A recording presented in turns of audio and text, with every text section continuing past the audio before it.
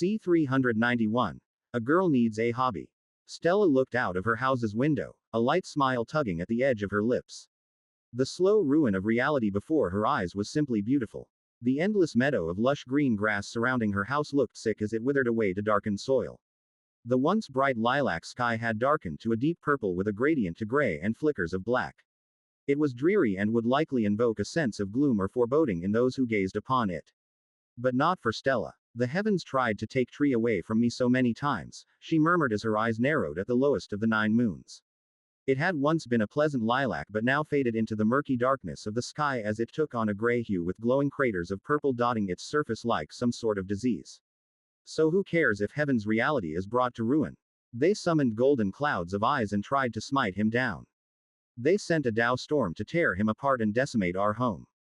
They gave power to undeserving monsters in human skin. Her eyes flickered dangerously as her voice dropped to a harsh whisper. People label us as evil for going against the heavens when it's the heavens that are truly evil and unjust. They deprive most people of power, only giving the opportunity of cultivation to a select few. Just enough that the demonic beasts are kept in order, and the origins are murdered over and over again. But not enough that the heavens can ever be threatened. Stella dug her nails into the wooden frame of her windowsill. Well, I have something to say about that. Fuck the heavens and screw the endless cycles you have established. I'm going to wipe out the beast tide for good, save the world tree from her suffering, and have Ash spread the opportunity of cultivation.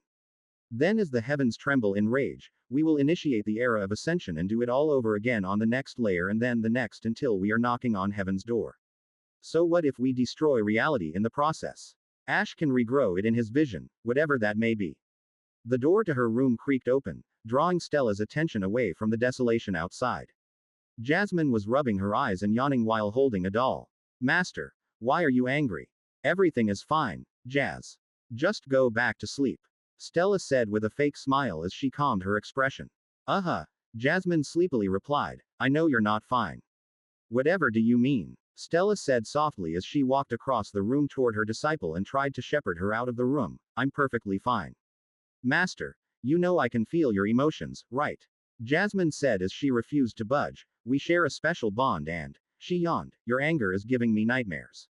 Stella blinked and then remembered what Jasmine said was true. They shared a special bond as master and disciple. While Jasmine could feel her emotions, she felt the direction Jasmine was in no matter the distance. Sorry, Stella sighed and patted her disciple's head. It was always strange expecting the feeling of hair only to feel the texture of grass and flowers. I don't mean to give you nightmares. I'll go do some research, so I won't disturb you. No, please don't do that. Jasmine shook her head adamantly under her palm. Why not? Stella tilted her head in confusion. I can't sleep when you do research as I get headaches. A small slither of the stress and frustration you get while reading or absorbing knowledge from your ancestors is transferred to me.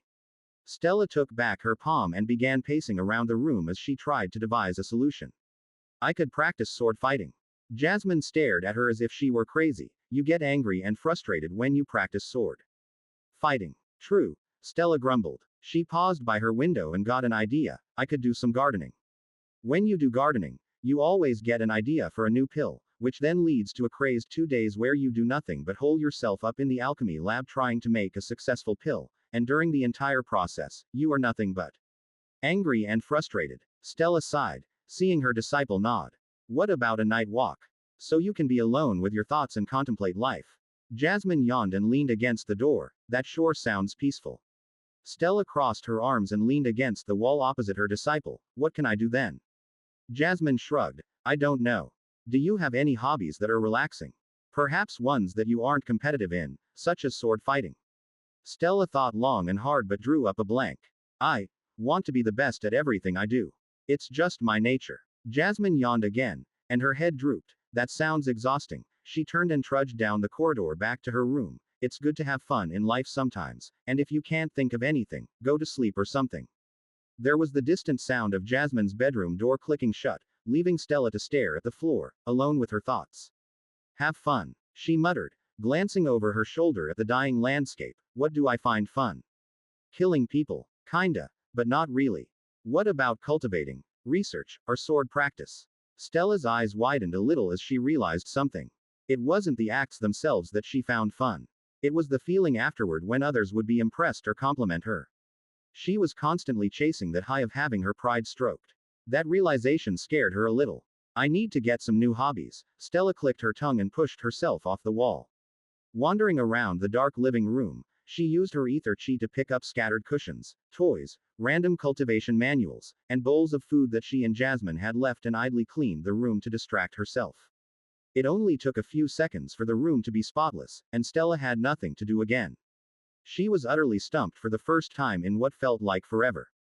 There was not a single hobby that came to mind that she wouldn't try to be competitive in. Hobbies are a waste of time anyways, Stella grumbled as she left the living room, headed to her own room, and collapsed on her bed. As a cultivator nearing the nascent soul realm, she had no need for sleep, but she felt it called to her for some reason. Dark gray moonlight streaked through the half-closed curtains, illuminating her face, and even Stella had to admit the moonlight that had once healed her soul now felt slightly unsettling. Did I make a mistake? She murmured into her pillow. Did I let my anger at the world cloud my suggestion for Ash to take on such an affinity? A sigh escaped her lips as she turned over to the darker side of the bed to escape from the moonlight. No, this is for the best. The heavens need to pay for what they have done to us. Master. Jasmine's muffled shout came through her door across the hallway. Can you think happy thoughts for once? I want to dream of sunshine and rainbows, not death and despair. Stella scowled. God damn it, she cursed and wrapped her head in the pillow. It's not my fault life is such a pain. Douglas, I need a new hobby, Stella said over the rain drumming on the temporary stone structure they were standing under. Douglas, overseeing a dozen mudcloaks hastily building a grand entrance for Tartarus to bait Vincent Nitros to his death, looked at her with confusion. Why do you need a new hobby?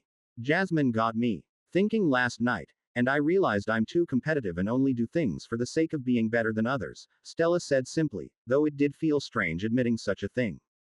Douglas blinked. That's quite the realization. Are you sure you're feeling all right? I'd feel better if I had a nice relaxing hobby to do so Jasmine doesn't have to suffer nightmares, and I can become a less angry and frustrated person. Stella took a seat on a nearby rock and propped up one of her legs. Have you got any ideas? Love what you're reading. Discover and support the author on the platform they originally published on. Sure. But why are you asking me? Douglas scratched the back of his head. While men and women often share similar hobbies, I think we are quite different from one another, so what I find fun might not interest you. I'd have thought Diana or Elaine would be better to ask. Bingo. Stella pointed a finger at him. Bingo. Stella shrugged. It's some word Ash said once when I guessed something right, but that's beside the point.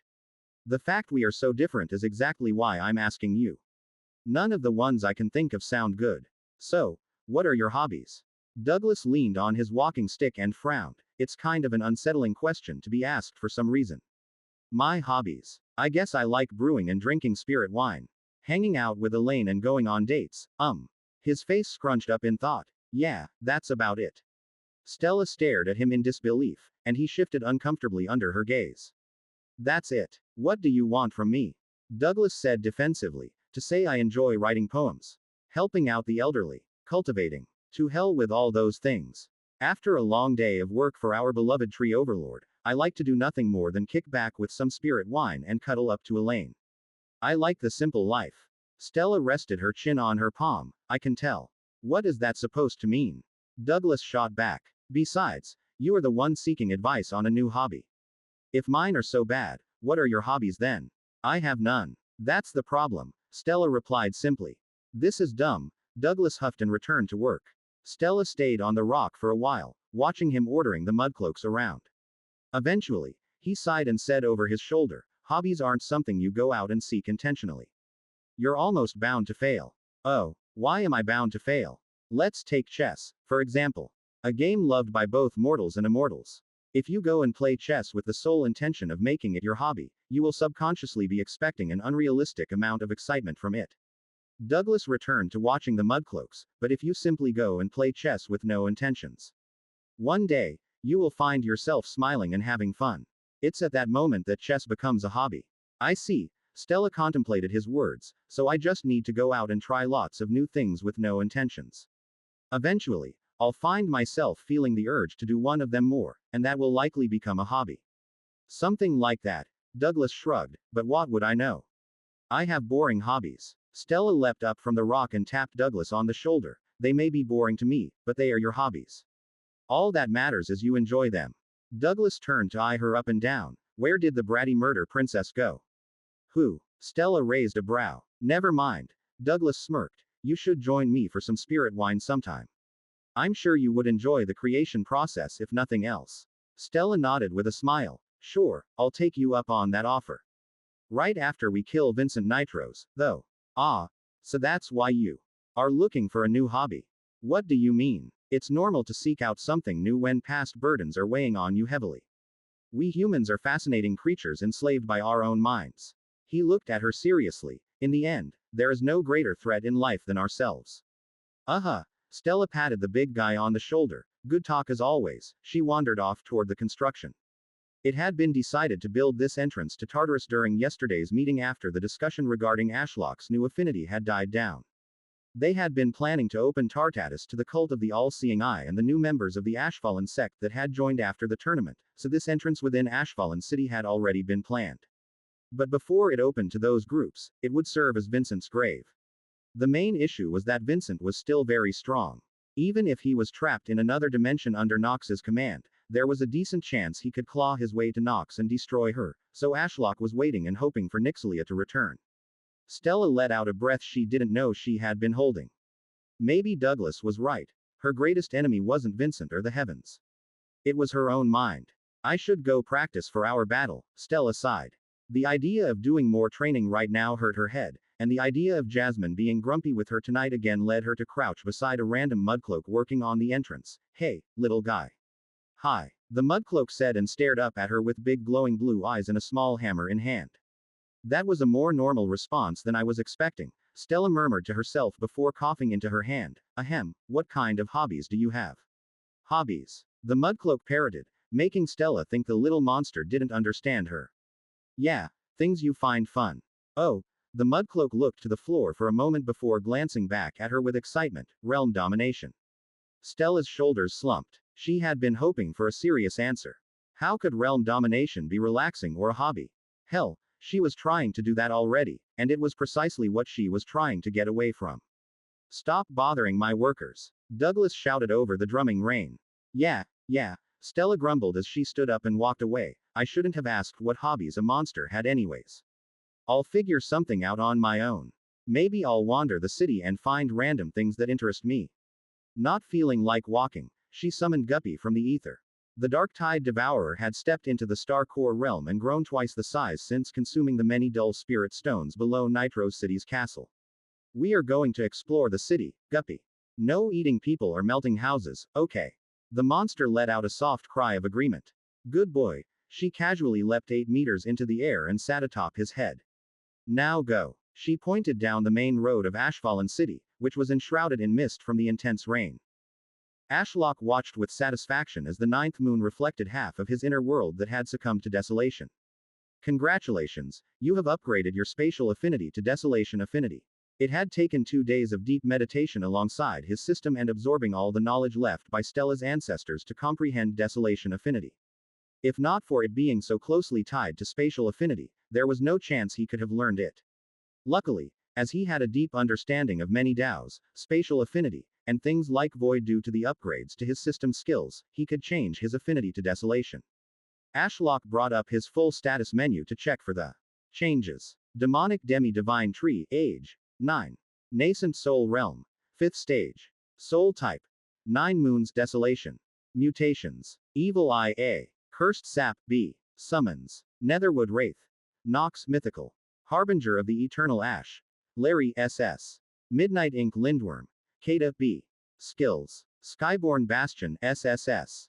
Necroflora Sovereign SS. Mystic Realm S. Locked until day 3662. Progeny Dominion S. Dimensional Overlap S. Nocturnal Genesis S. Ethereal Roots S. Voidstorm Aegis S. Dao Fruit Production S. Eye of the Tree God A. Abyssal Whispers A. Magic Mushroom Production A. Transpiration of Heaven's Divinity A. Abyssal Devourer A. Blooming Root Flower Production B. Language of the World B. Fire Chi Protection B. Mental Protection B. Superior Poison Resistance C. Sure enough, his one and only affinity listed under his 9 Moon soul had been changed from spatial to desolation. Once I get fragments of divinity from other layers of creation, I will be able to unlock the other moons and gain access to more affinities. But for now, desolation will have to do. Ashlock mused as his vision blurred. He left his inner world and ventured far to the north through his roots. While he was meditating to change his affinity, the world hadn't waited for him. The beast tide was fast approaching, with the edge of the massive storm a mere stone's throw away from the first line of his offspring. System, how much of my chi has transitioned into desolation chi? Around half, with more on the way. Most of the chi still in my ethereal roots is spatial chi. I must admit, I'm a little worried about what will happen once it all becomes desolation chi, and I passively release it into the air within my domain. Will everything decay? You are the one who controls what is and can be decayed through your understanding of Tao's. Your chi cannot desolate what you don't understand. If you want your chi to decay water and only water, you can release desolation chi with only water Tao. And if I want to decay everything, stack every Tao you have into your chi, but this will be more costly. Just like void chi, destruction of other chi types is not an ideal way to go about things. Except for someone like me who has ridiculous chi reserves. That's right. What if I don't have the needed Taos to bring desolation to something? You can go about it the old-fashioned way. Obliterate it with spatial chi that you can still control. Ah yeah, Stella mentioned that even though I have upgraded my affinity, I still have access to everything I had before. It just feels inefficient, according to Diana. Ashlock paused as he looked at the moving wall of the fast-approaching storm.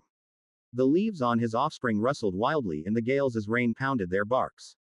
Relaxing his block on their emotions, he could feel the utter fear from his children as they faced death. Don't worry, my children, this beast tide has dared to encroach on my domain. Ashlock's soul pulsed with immense power as his new desolation chi soared down his ethereal roots to the border. The grass between the storm and his offspring withered almost immediately, and the air began to shimmer. The desolation spread in all directions until all that remained alive were his offspring and the storm. He was using the one technique he had learned so far, desolation field. It created an area that would decay all matter. A simple continuous manifestation of his desolation chi with a focus on the slow ruin of reality rather than raw destruction. Attacking the storm with spatial chi previously had proved ineffective as it would simply reform. He intended to create a vast buffer between himself and the incoming storm that would utilize desolation chi to break down the storm and weaken the monsters. If not, outright kill them. My offspring will be fine, right? As your offspring, they gain resistance to your chi signature, so your desolation chi will not affect them. Perfect. I don't know who is controlling this storm, Ashlock said as the desolation chi spread toward the wall of wind, causing it to take on a gray color before fading away, revealing dozens of monsters that seemed apprehensive of advancing onto the blackened soil. But it's your chi reserves against mine. Let's see who can outlast whom. C392. Eye patch. Stella's trip to Ashfallen City ended up being rather dull as everyone was hiding inside from the intense storm. Through her spiritual sense, she listened in on a few conversations, but they were mostly rumors concerning the destroyed harvest because of the storm, stories about the all-seeing eye, and a lot of moaning mixed with grunting coming from the basements of quite a few homes. She debated jumping through the ether to ask one of the couples about what they were doing and if it was a fun hobby but decided against it. I would need a partner to do it anyway. Maybe Diana would know. Perhaps I'll ask her about it another time. But I'll pass on whatever sport that is as I want a hobby I can do by myself. Moving on to Darklight City, as Ashfallen City was too small, she rode atop Guppy down the empty trade route that snaked through the forest of demonic trees that lay between them. Unlike the central road in Ashfallen City, this road wasn't paved, so the rain turned it into a swamp. Terrible for mortals with horse-drawn carts, but no problem for Guppy, who was a water-based creature. Approaching Darklight City's eastern gate, Stella saw movement on the walls as city guards reacted to her approach. Monster sighted. The commander on the wall barked to his subordinates. Don't just stand there, you shivering idiots. Sound the bells. Lower the gates. Yes, Commander. They hastily ran through the rain to fulfill his orders. How annoying. Stella rolled her eyes. She was glad to see the guards were so diligent even in this terrible weather, but she didn't want her presence to cause such a scene. Raising her hand, white soul flames lurched out, and she froze the bell and gates in place with telekinesis. The commander leaned over the wall and glared at the people trying and failing to lower the gate. What are you fools doing? Commander. One saluted and looked up at the enraged man. The gate is stuck in place. Just cut the rope then. The commander roared, his chi-infused voice booming through the rain. He seemed to be in the middle stages of the soul fire realm as Earth's soul flames gathered around his arms. We already did. It's just floating there. The guard reported, causing the commander to glance over his shoulder at the bell that was frozen mid-swing before it could make a noise. Shit, a spatial affinity monster. The commander cursed as he fished out a communication jade from his thick overcoat pocket and gripped it tightly. I'll call the Red Claws for backup. There is no need to call them over me, Stella said as she plucked the communication jade from his hand before he could infuse his chi into it. The jade flew through the storm toward her, and she caught it. What? The commander glared at his empty hand before shouting into the storm, who goes there? Identify yourself or face the wrath of the Ashfallen sect. I will face the wrath of the Ashfallen sect. Ah, he can't see me. From his perspective, they must just see Guppy as a shifting darkness through the rain and an arm wreathed in white soul flames. Stella got up and casually walked through the air toward the wall with white flames wreathing her entire body. As she comprehended ether chi law, she could surround herself with a bubble of ether chi, allowing her to easily perform such a feat. As she approached, every guard raised runic weapons, and she saw someone had powered up an archaic defensive formation that would barely strengthen the wall to defend against a Star Core realm level attack. They all backed up a step as she stood on the battlement, looking down at them with her chi on full display and her hair floating slightly. Guards, lower your weapons. It's her, the commander said before kneeling. The line of guards on either side of the commander looked at the kneeling man with confusion before following the order and their commander's stance by taking a knee. I'm surprised you recognize me, Commander, Stella said. The commander chuckled. I'd claw out my own eyes in shame if I were to fail to recognize the daughter of our absolute ruler. You wouldn't have to go that far, Commander. I came without notice after all. Stella tried to reason with the hard-headed man. Was she unreasonable at times? Possibly. But she wouldn't want someone to go that far simply because they didn't recognize her. Moments like these remind me that I'm more than just a cultivator to these people. Now I feel bad for showing up, especially with Guppy. To apologize, Stella snapped her fingers, and the heavy rain pounding the poor guards paused above their heads, much to their amazement. Ahem. The commander coughed into his hand as he stood up, his clothes drenched in dripping water from standing out in the storm all day. Forgive my asking, but is that monster with you? Oh, Guppy. Stella gestured for the dark tide devourer to slither forward up to the wall. He wasn't quite big enough yet to meet the guard's eyes, so the commander had to lean over the battlement to get a good look at him.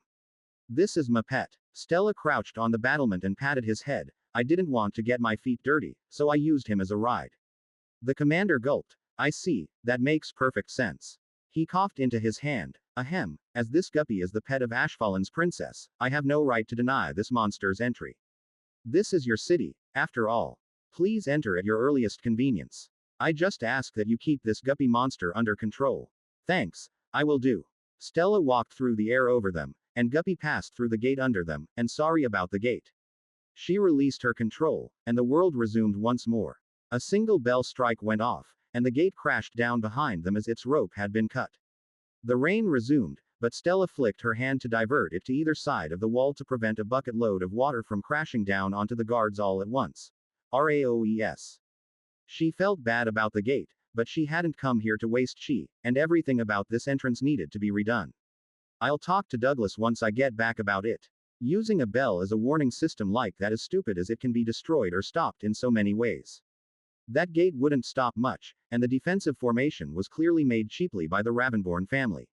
Stella mused as she sat atop Guppy and headed down a wide street.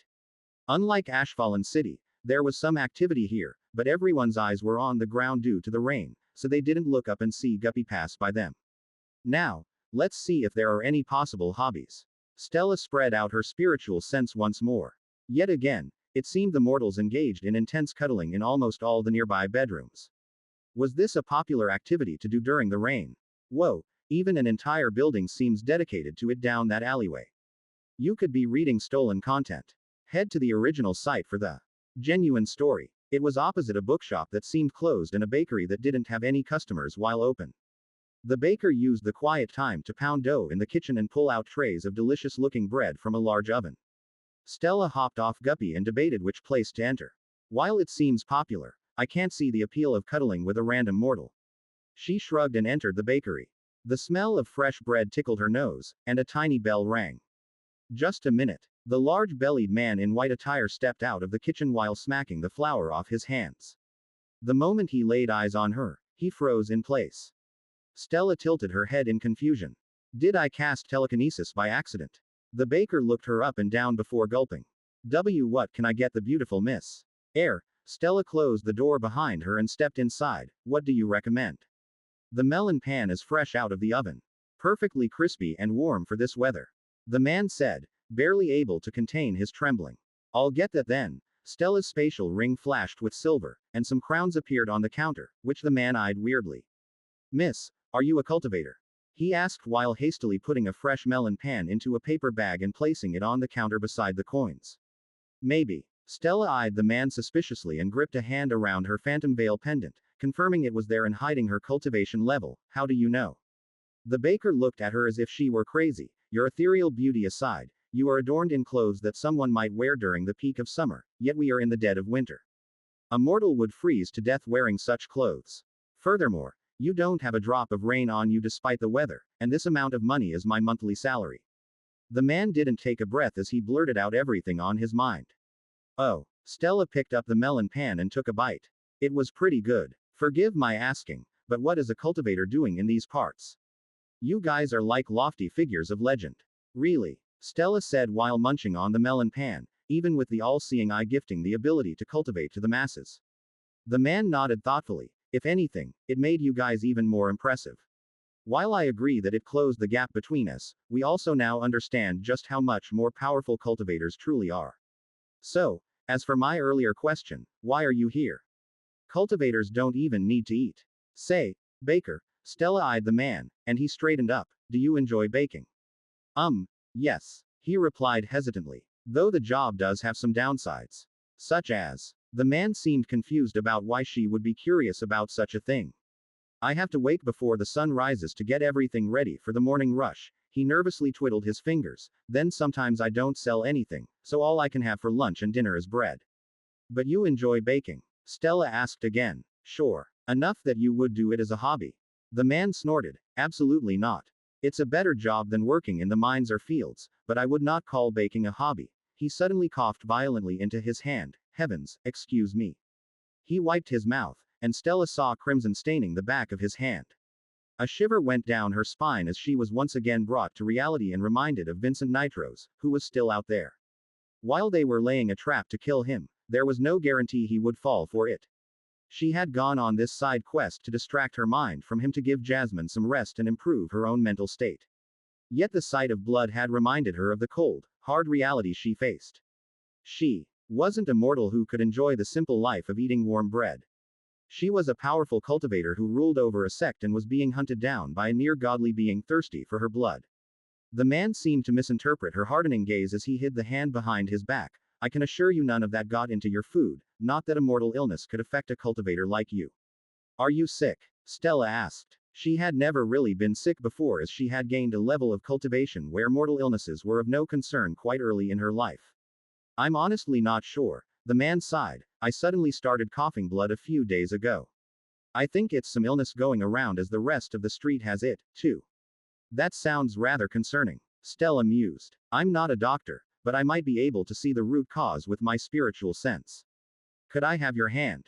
Stella asked. The pot-bellied baker nodded and presented his hand, which Stella placed the very tip of a single finger on as she wished to touch him as little as possible. She tried to cycle some of her chi through his spirit roots, but they were clogged with blood. Something she had never seen before. Are you a member of the all-seeing eye?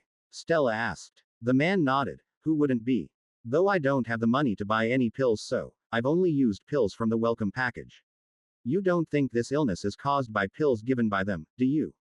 I've heard some rumors. Oh, what kind of rumors? Stella always liked to hear the nonsense the mortals were sprouting about them. The baker's eyes narrowed, and his voice dropped to a whisper. There's a group called the Eye Patch. That is a really dumb name. Stella thought but gestured for him to continue. Who are they? They are firm non-believers of the all-seeing eye.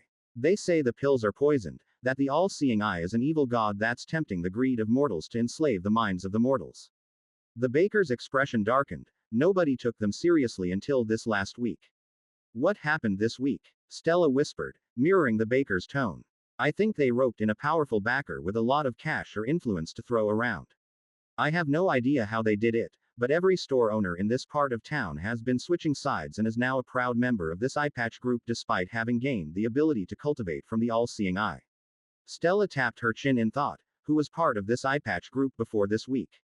Mostly rogue cultivators that used their slight edge gained from cultivation to bully mortal shop owners into paying them protection fees. The baker had a look of disgust. You know, the beast core junkies that are at the peak of the chi realm. They have enough strength to smash the shit out of your shop if they get angry, but not enough to kill a fucking beast. The baker snorted. You should have seen how terrified they were when the shop owners they once bullied turned the tables on them. This doesn't make any sense. Stella frowned. Why would the shop owners who hated these people and finally got the upper hand join them in this eye patch group?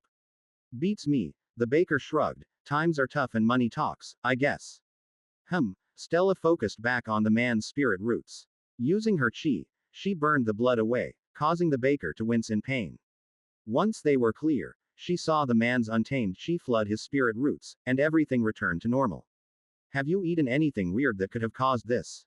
The baker shook his head. Not in this weather, miss. As I said, I've had to eat bread for breakfast, lunch, and dinner as I'm not selling out of my stock.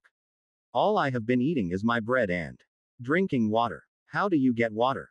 My water. I source it from an underground aqueduct that runs below this section of the city. The man's nose wrinkled. It tastes quite nasty, but with the weather this bad, I have little choice as going outside is impossible.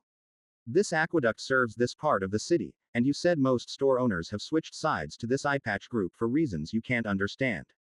Confused, he nodded. I can't say I'm following. These store owners, where are they? He gestured with his chin behind her. Many of them gather in that brothel across the street. Otherwise, they will be in their stores, but most are open at night if you catch my drift. It's that kind of area.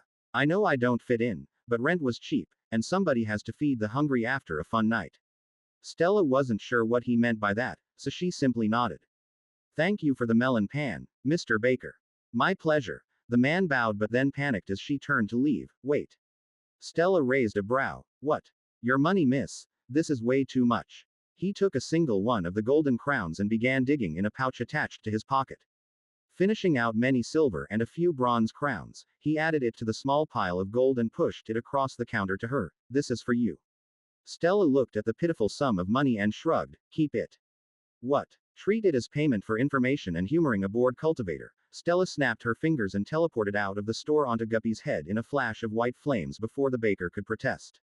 That had been way too much social interaction for one day.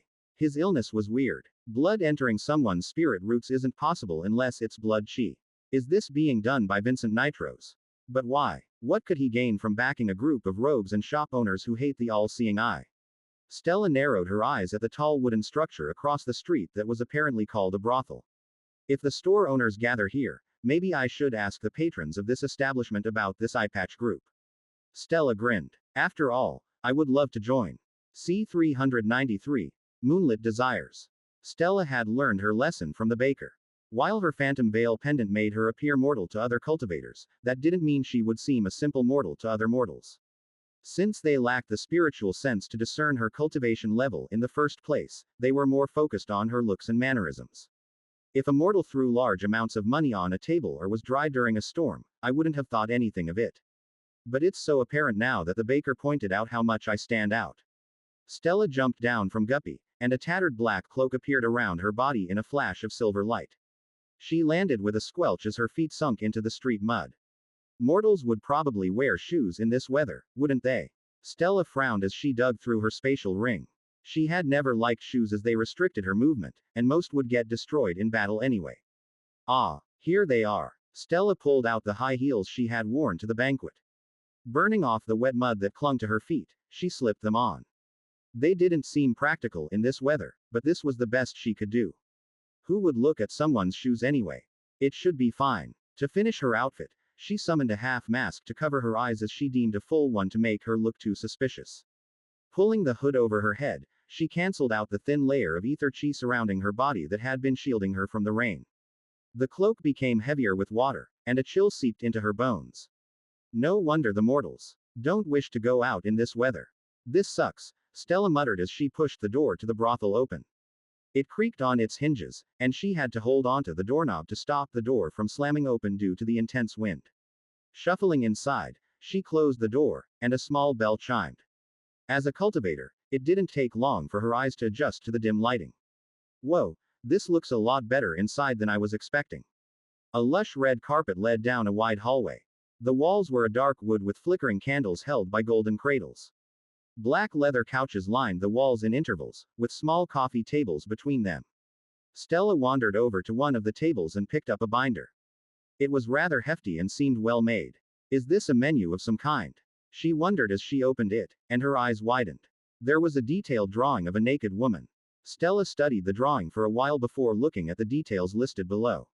There was her name, where she was from, height, and weight.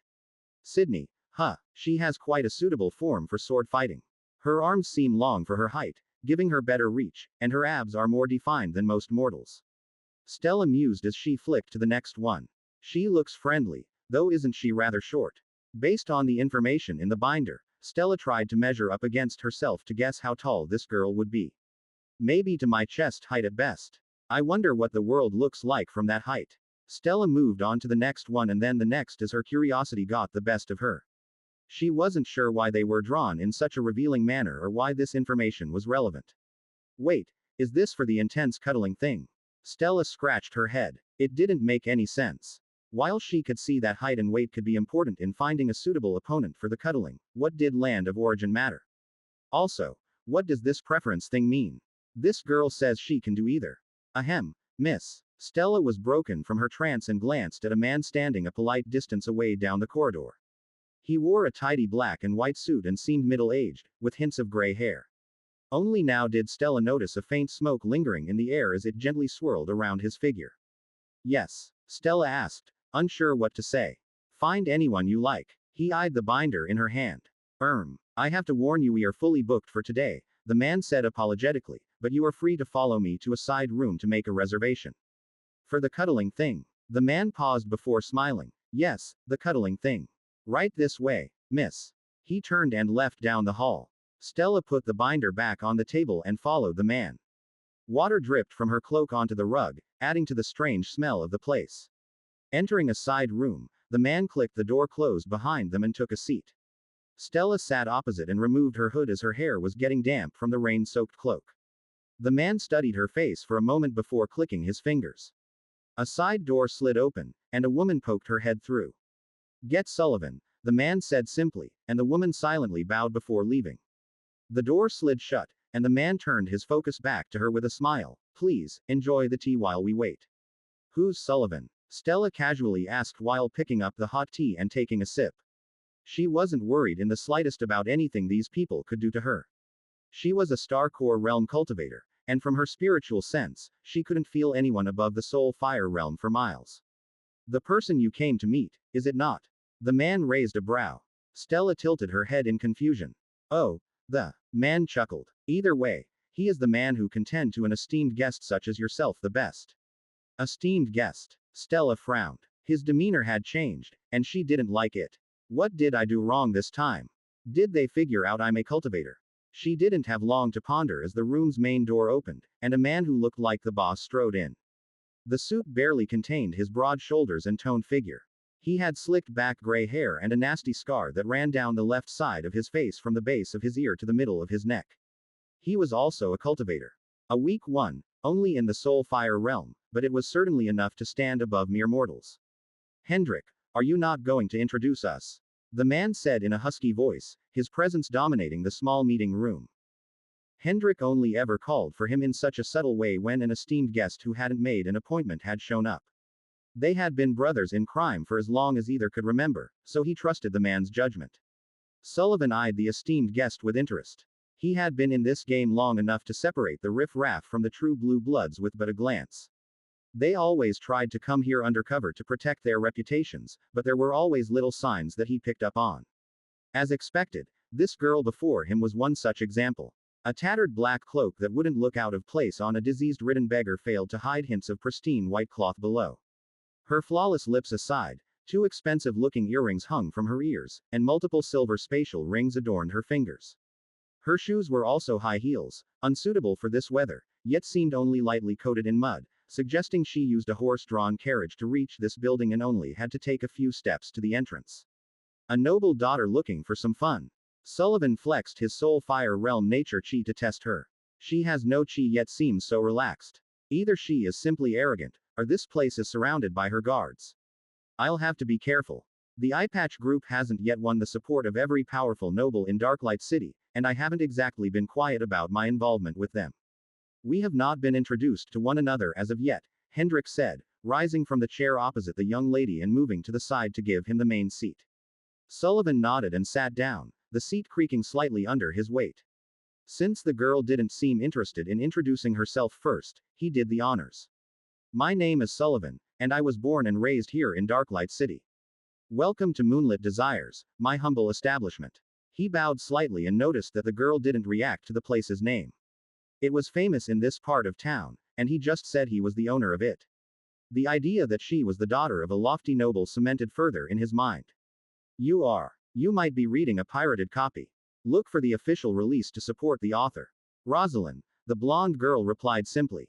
It was clearly a fake name, as she didn't say her family name or title. Mistress Rosalind, what can I do for you? While we are booked for today, I can make an exception if enough crowns are coughed up. But I must warn you we don't have any men on retainer right now, so you will have to do with one of the women you browsed earlier. Why don't you have any men? Rosalind asked curiously. Because they are far less popular, and we need all the people we can to spread the blood pills before the night of reckoning.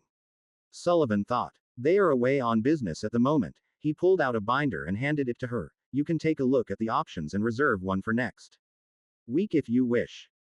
Rosalind took the binder, and the room descended into an all too familiar awkward silence only broken by the occasional flicking of a page. Sullivan studied her face, but she didn't show any reaction at all. Never before had he seen such utter disinterest as she looked at them. Once she was done, she simply placed the binder on the table and drank a long sip of tea. So, what do you think? I don't think any of them would last very long in a fight against me. Rosalind placed the cup down and lounged back in her chair. Right. Perhaps a woman would be a better fit then. Sullivan smiled awkwardly as Rosalind shook her head. Man or woman, I don't think mortals would survive. Even Diana lost to me. She winked. I'm quite good at wrestling, you see. Sullivan gulped. I see. If a mortal can't satisfy you, I could give it a try. I'm a cultivator in the soul fire realm. Rosalind burst out laughing. Soul fire realm. You wouldn't last a minute even in the star core realm. Sullivan felt a vein pop in his forehead as he tried to contain his rage. The arrogance of this noble kid was astounding. She didn't have a hint of chi, yet said such nonsense. Trust me, I would break you like a twig, Rosalind said seriously while looking him dead in the eyes. Sullivan didn't know why, but his blood ran cold, and his rage fled his body like a winter gale. He gulped as he broke out into a cold sweat. He desperately tried to break eye contact but was unable to. Rosalind smiled at his reaction. Besides, that's not what I came for. Word on the street is that this is a gathering place for the shop owners during the day. Is that right? Sullivan found himself nodding like an obedient dog. You see, I've become interested in sponsoring a certain group. Does the Eyepatch group ring a bell? Sponsoring. Sullivan managed to overcome the strange sense of fear gripping his heart and leaned forward. He was a man of business, first and foremost. You're talking to the right person.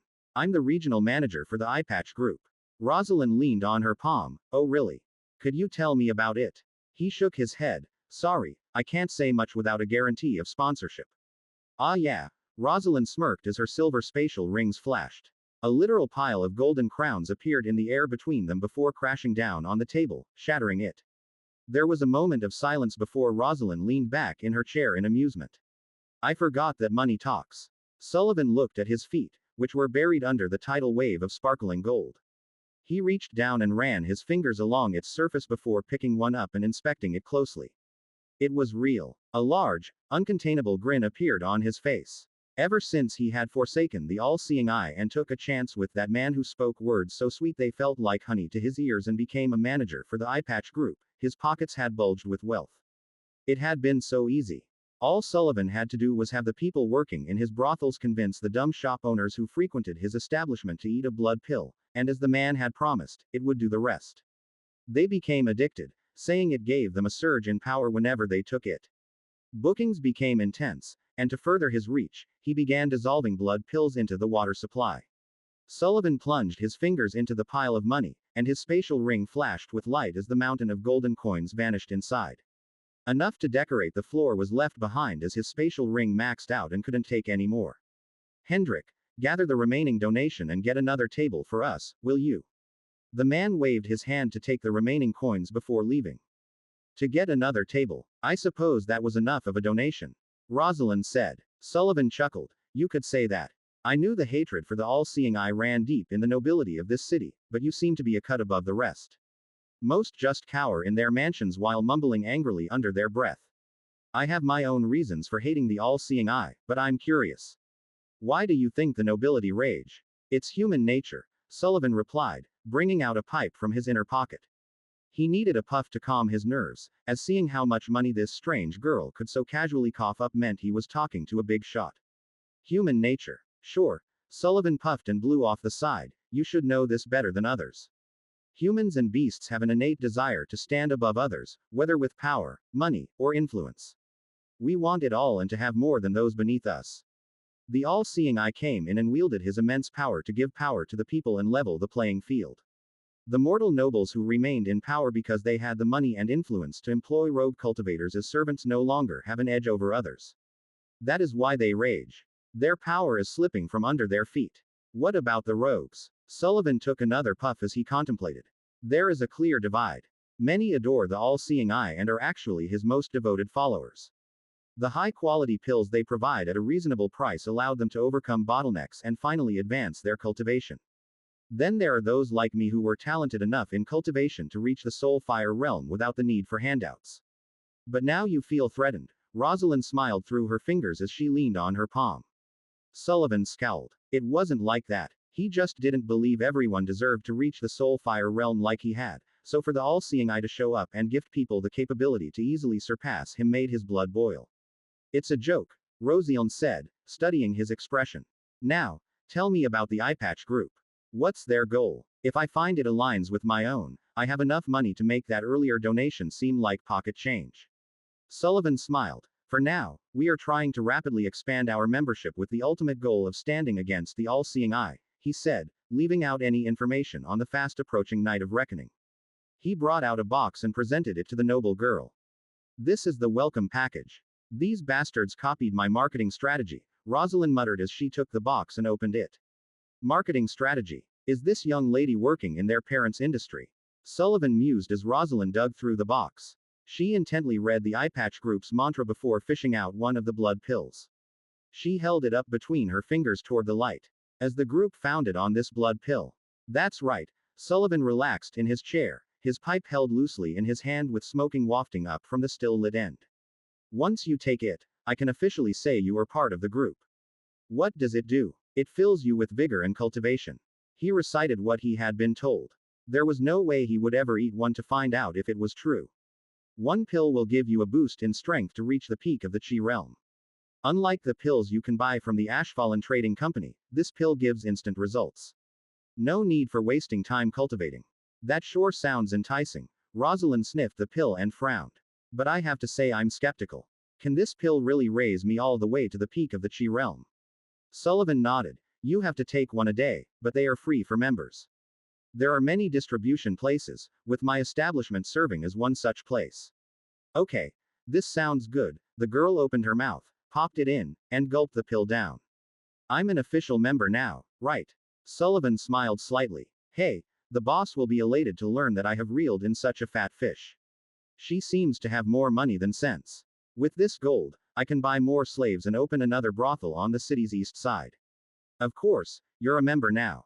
Feel free to test out your new strength. Stella didn't miss Sullivan's pleased expression as she pretended to eat the pill. Since there was a chance this was made by Vincent Nitros, there was no way she would take such a risk. Instead, she had the pill vanish to the ether before it even hit her tongue. But she had to pretend it worked. Hendrik walked in with a fresh table, which gave her a moment to think of something. Since it was within reach, she chopped the new table with her palm, trying to control her strength the lowest she could. After all, she hadn't been lying earlier when she said these mortals wouldn't last against her in an intense cuddling session. The table cracked in half, cleanly down the middle, and she pretended to be surprised. Whoa, it really worked. She flexed her hand as if that was some impressive feat of strength and held back a chuckle at Hendrix's exasperated expression. I'm utterly impressed, Sullivan. I want to meet the mastermind behind all of this and give him my appreciation. Sullivan chuckled. I'll be sure to pass on your kind words. Stella narrowed her eyes at him. I'm serious. I want to meet them. Sullivan's fake joyfulness vanished, and he looked at her seriously. Listen, miss, that's not happening. Even with a donation as big as yours, nobody can simply meet the boss because they want to. Really? Stella absent-mindedly picked at her nail. There's something you should know about me, Mr. Sullivan. I'm not good with people telling me no. If I can't meet him, I will be taking my money back. Sullivan rose from his chair and towered over her. His eyes narrowed to a point, and his pathetic soul fire realm chi danced dangerously across his shoulders. He put a hand on her shoulder and squeezed tightly. You're far from home, little noble. Just because you got a little strength, I wouldn't get over yourself. Stella clicked her fingers and pointed at Hendrik, who was standing off to the side. The wall behind her exploded as a being of twisted darkness surged through, taking Hendrik with it in a shower of wood. The room became filled with the roar of rain as Guppy continued through the building, leaving a tunnel to the outside in his wake. Sullivan took his hand back and stared at the hole in the wall with horror. Now, what do you think? Stella asked with her hands on her hips. Monster. Sullivan looked as white as a sheet as he rushed past her toward the hole in the wall. Stay away from me. Using his nature chi, he controlled the weeds growing in the mud outside to surge upwards and haphazardly cover his escape into the storm. Don't worry, I will, Stella called Guppy back into the room. The dark-tide devourer deposited the half-eaten corpse onto the ground, and she plucked the spatial ring containing some of her money from his finger. Storing it away, she patted Guppy on the nose. Go and chase him, but don't get too close. I want him to fear for his life, so make your presence known, but don't kill him, okay? I will be following closely behind, so no mistakes. Guppy let off a soft cry before surging off into the storm, leaving her alone in the destroyed room. Before she left, she grabbed the welcome box and the binders containing the guys and the other containing the girls for research purposes. After that, she removed her high-heeled shoes and the damp cloak. She was done playing around as a mortal. Sullivan likely only has one person to turn to for help, the mastermind behind this rebellion against the all-seeing eye. Phasing into the ether, she went after them. It had been a while since she had been on a hunt, and she was excited.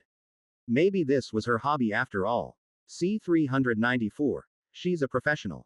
Sullivan's soul core hummed in his chest as he aggressively pushed chi toward his muscles. His ragged breaths came out in clouds of mist as he charged through the rain down the muddied back streets of Darklight City.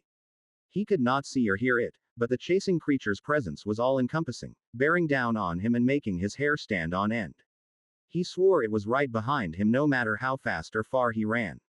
Daring not to even waste a moment looking back, he kept going.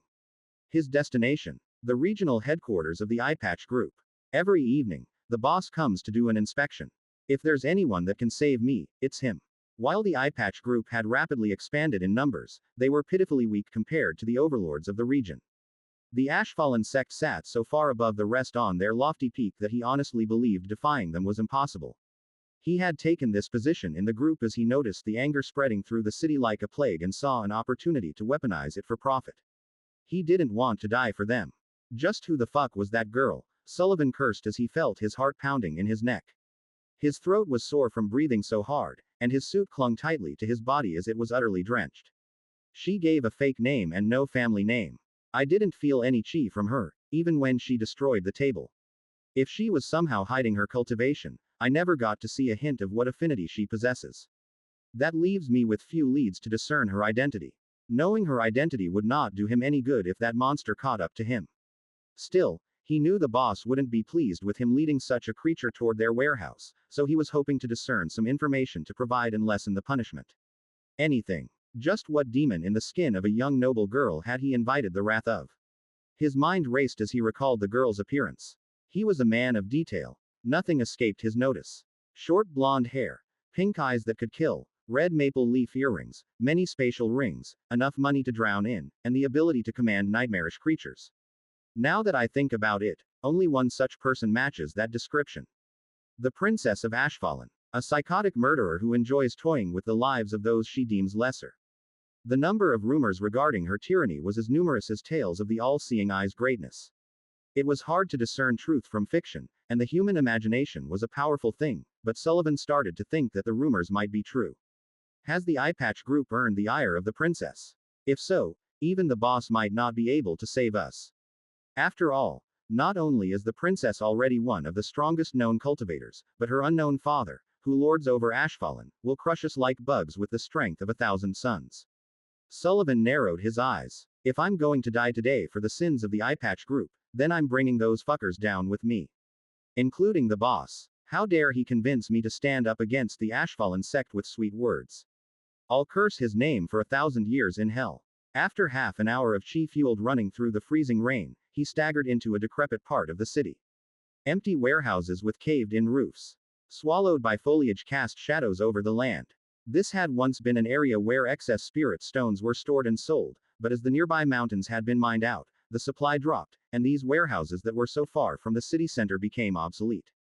They never found a new purpose as the mining industry died down, and people began starving, causing a sharp rise in crime and making these warehouses too dangerous for storing goods.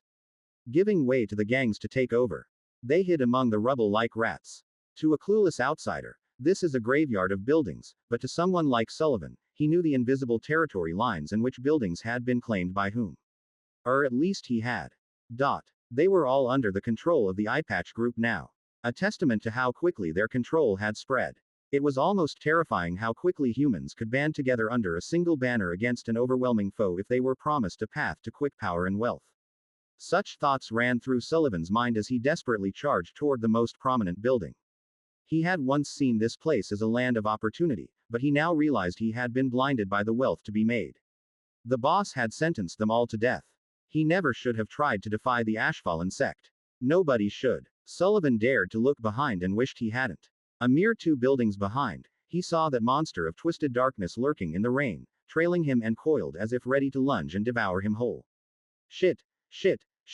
His muscles burned with an indescribable intensity, and his soul core's hum dropped to a sad whisper as he ran on fumes. Who goes there? A voice rang out through the rain, and Sullivan could feel the movement of many cultivators, all in the early stages of the soul fire realm like him. It's Sullivan, he wheezed in response. Through the pouring rain, he saw fire chi dance along the shoulders of the woman who had called out to him from the doorway of the main warehouse. He felt the woman's chi relax a little. However, once he got closer, he felt her guard rise again.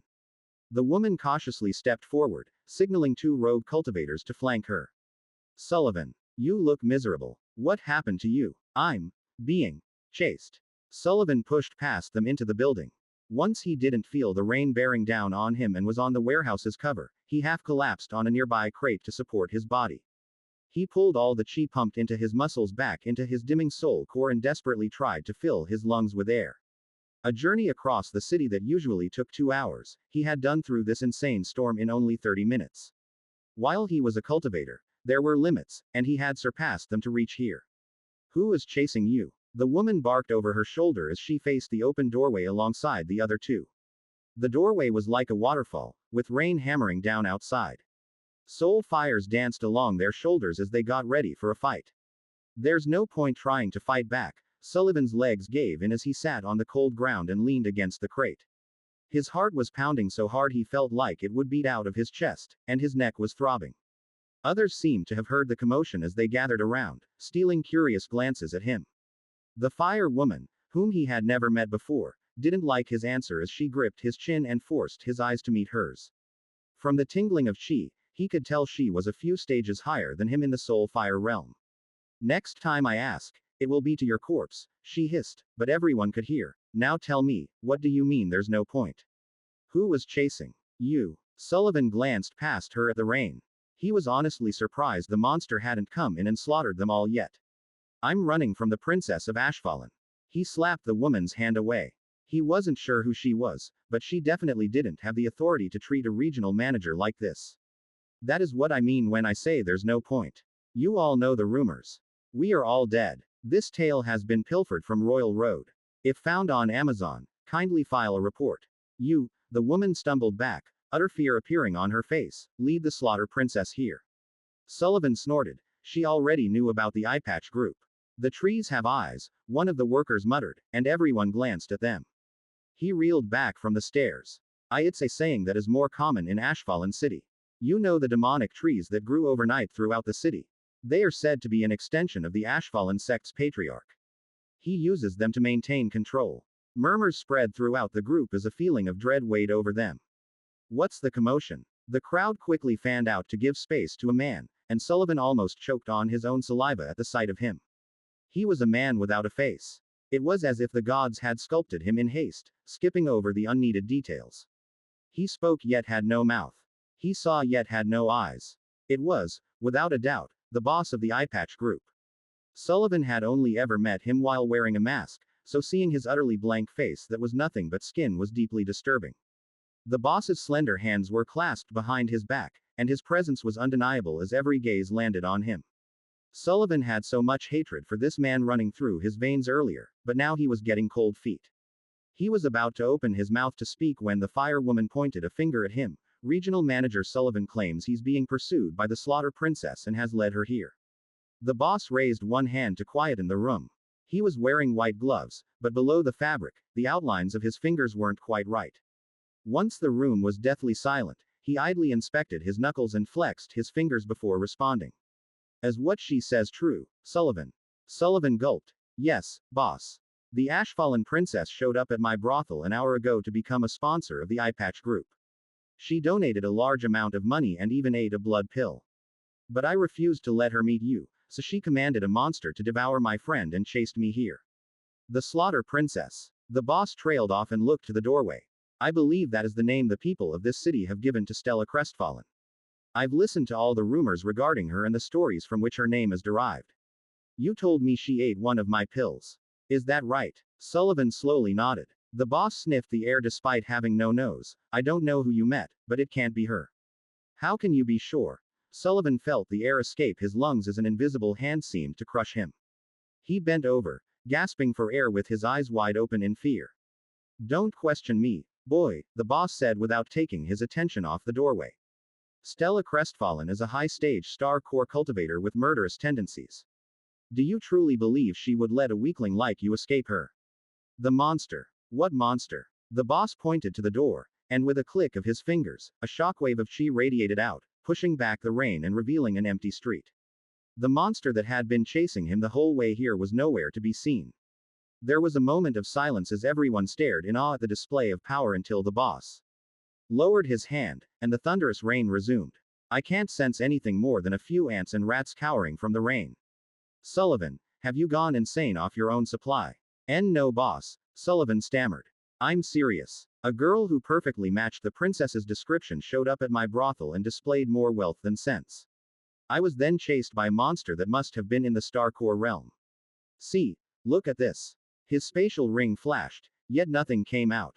What? Where's the money? Sullivan, the night of reckoning is soon upon us. The boss floated a blood-red pill over toward him. He felt that same invisible hand pry open his mouth and force feed him the pill. A disgusting feeling spread throughout his body, corrupting the little chi he had left and clogging up his spirit roots. Return home, Sullivan. You're dismissed from your duties. Everyone else, return to your posts. Boss, please reconsider. Sullivan had no idea what was happening. But he knew being dismissed from his duties and banished was a death sentence. That girl was the Slaughter Princess.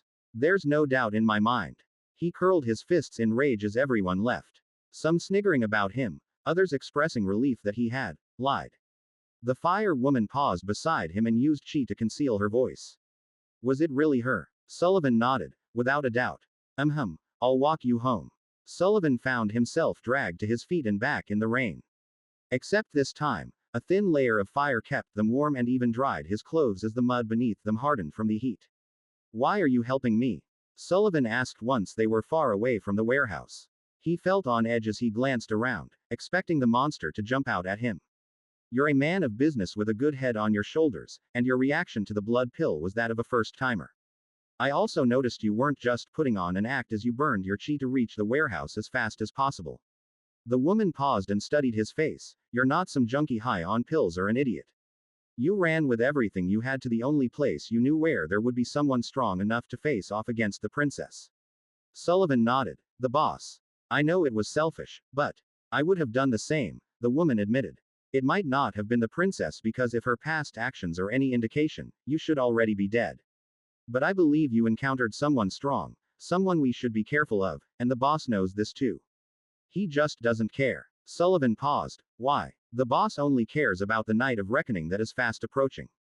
Her eyes narrowed. Once it's over, I bet he will vanish and the eye patch group will crumble.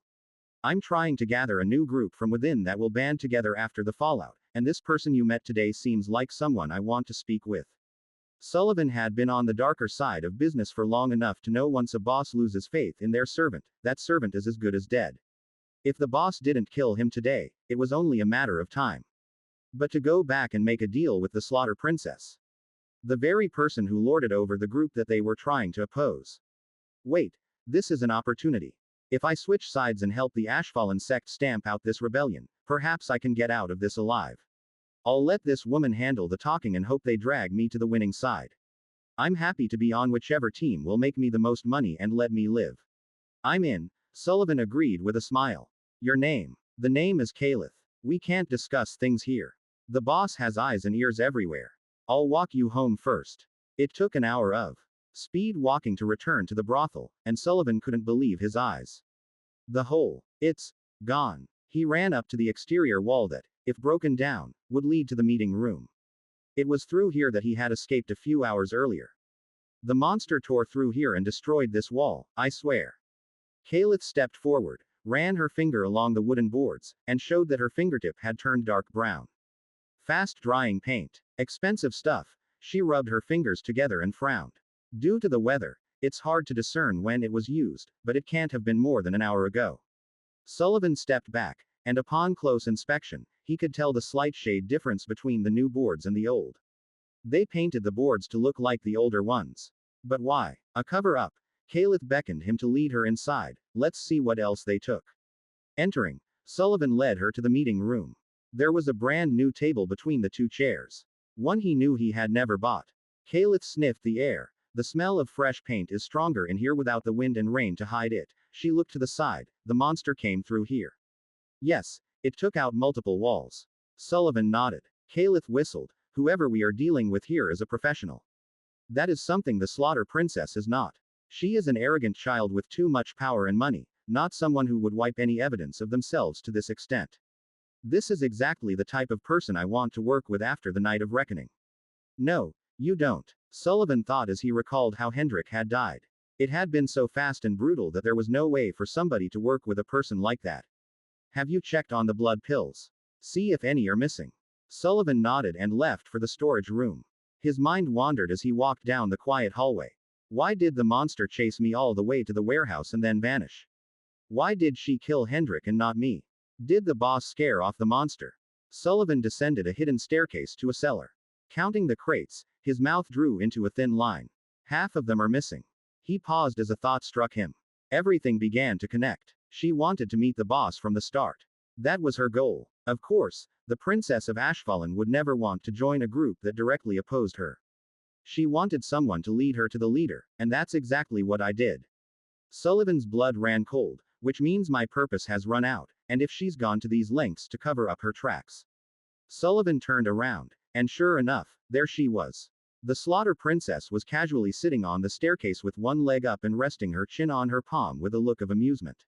She was blocking the exit, and this time, she didn't have a disguise. There were no masks or tattered cloaks to hide who she really was. Which could only mean one thing. Finally figured me out, huh? C-395. Human pet. Stella looked at Sullivan's utter look of despair with childlike excitement. She could crush this man to a pulp with a mere thought, and in the past, she might have done that. Killing gave her a euphoric sense of agency over her life. It was a physical manifestation of all her efforts. The ability to reap the life of another meant she was growing stronger, that she was no longer the victim of this cruel world and could take control of her life. But she had also come to discover that killing had a very short release of euphoria, followed by a hollow silence as the body hit the floor.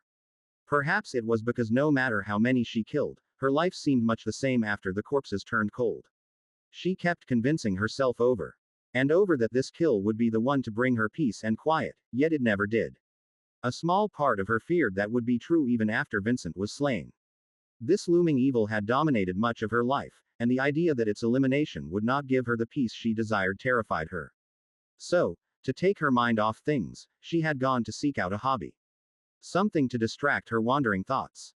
Douglas had warned me that hobbies are rarely sought out. He said you have to do something with no intentions, and one day, you will find yourself smiling and having fun. It's at that moment that it becomes a hobby. The Slaughter Princess. Sullivan dropped to his knees, his face having lost all color. Stella grinned. I think I just found my new hobby. Please, Sullivan pressed his forehead against the cellar floor, don't kill me. Stella casually jumped down from the steps and landed a step away from Sullivan's head. She dangled her foot above his head while thinking how easily she could crush his skull into the cold tiles. The crunch would be so satisfying, but she refrained and withdrew her foot. She had other plans for this cultivator. Bending at the waist, she leaned down and whispered into his right ear. You offered yourself to me earlier. I'm not one to participate in the activities of this brothel with such a weak man. But you can still be useful to me. She said it softly but didn't hold back on the bloodlust. However, before we work together, let me make something very clear. Sullivan, an arrogant bigshot from the most dangerous part of Darklight City, could only tremble below her. His life was at her whim, and he knew it. Stella stepped back and crouched down. Using telekinesis, she forced him to raise his head from the ground, straining his neck. Bringing out a golden spatial ring from her pocket, she balanced it on the floor between them with a single finger placed on top. While you were running through the rain like a fool, I took back what was mine. Stella twirled the ring. Judging by your surprise at the warehouse when no golden crowns came out, you had no idea I had swapped your spatial ring for an empty one. She tapped her finger on the spinning ring, stopping it in place. Instead of taking the ring, it could have been your head, and you wouldn't have even known how you died. Do you understand what I'm saying, Mr. Sullivan? My life wasn't as always in your hands, he gulped. I'm your puppet. Stella smiled. Good, that's exactly right. She had planned to kill him alongside everyone else in that warehouse. However, when the boss made an appearance, she suspected that the man was Vincent's blood clone, similar to Demetrios Skyrand at Nitro City. Vincent was like a cockroach, and she had concluded that the only way to get rid of him was to destroy his main body and eliminate all of his clones at the same time. For that reason, she pulled Guppy into the ether and hid. If the boss had confirmed he was unrelated to Vincent, she would have remerged and slaughtered them all. But the boss's attack on the rain was done with nascent soul realm level gravity chi, practically confirming her suspicion. The boss was a clone of Vincent, and if there was one, there were likely others. Stella had been wondering what to do when Sullivan began convincing everyone that the Slaughter Princess was after him. She considered silencing him from afar when the boss unexpectedly gave her a solution. He labeled Sullivan as a crazed junkie and cast him out, nullifying his claims. The problem was that if Sullivan could prove he was attacked by her, he wouldn't seem insane anymore, and then the boss would be more on guard, making the act of finding all his clones more difficult.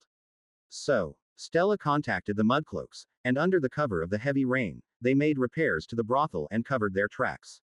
What Stella hadn't expected was for Sullivan to return so soon and with company. But this outcome wasn't too bad.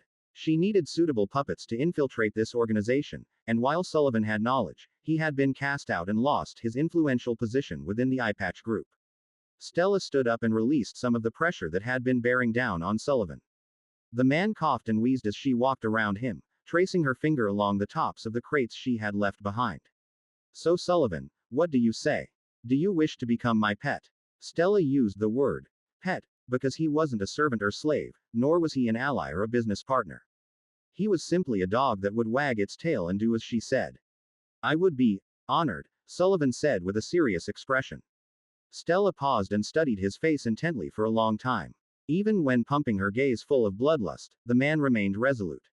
She placed a finger on the edge of his neck and felt his drumming heartbeat. It was strange. She felt that same feeling of control she had when killing her foes, yet the person remained alive in front of her. Killing really isn't always the answer. A person is far more useful to me alive than dead, but in a way, this feels wrong.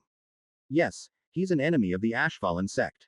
But I don't want to become someone like Vincent. A little mercy goes a long way and might make him more loyal. While you have been demoted from regional manager of this Eyepatch group to my pet, know that my pets are treated well. She pressed her finger into his neck and let off a light pulse of chi that spread through his body, making him jolt in pain, While I'll keep you on a short leash until I get what I want, I'll set you free once I'm satisfied. You will let me go. Sullivan gulped as his eyes looked down at her hand against his neck like a dagger. I'm not blind to human nature. You're a greedy man, are you not? A mountain of gold was enough to change your tune earlier. Dance for me, and you can bathe in gold. Do as I say, and perhaps you will be free one day. But if you betray me. Stella lightly ran her nail across his neck, drawing a thin line of blood. I have no need for disobedient pets.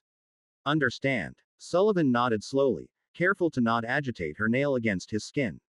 Great. Stella stepped back and joyfully clapped her hands. First order of business then. You were the regional manager for the eyepatch group, right? I was, mistress. Are there other regional managers? Yes, there are around 5 of us. One for each cardinal direction.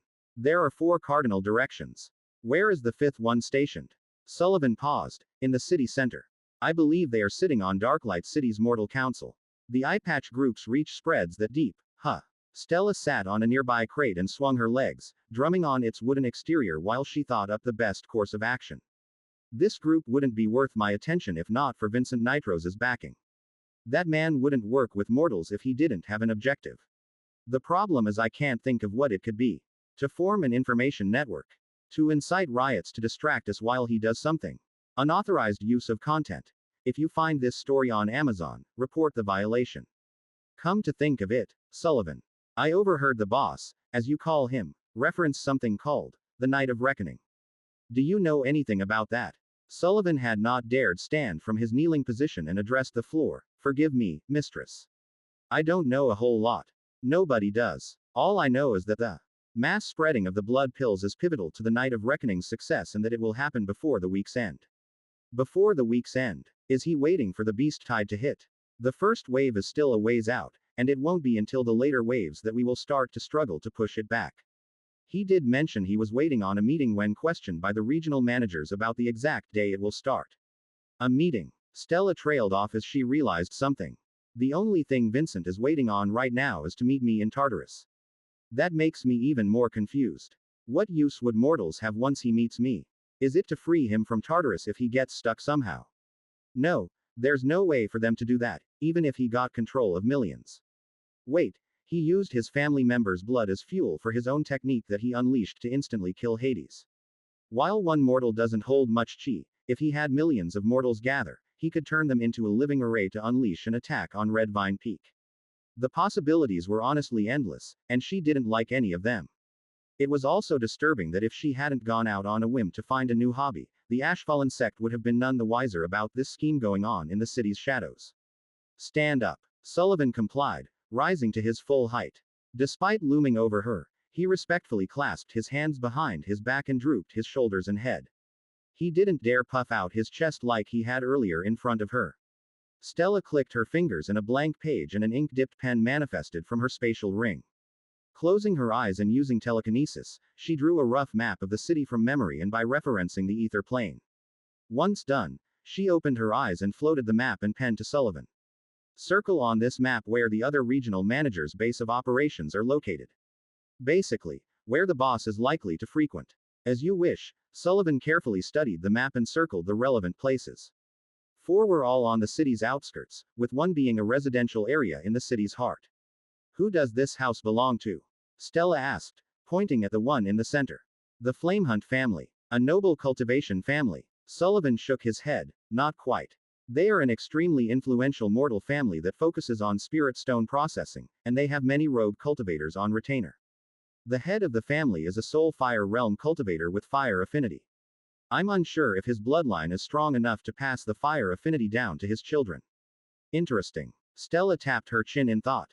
Sullivan. A voice called from the floor above. How's it looking? Are the crates there? The man didn't say a word.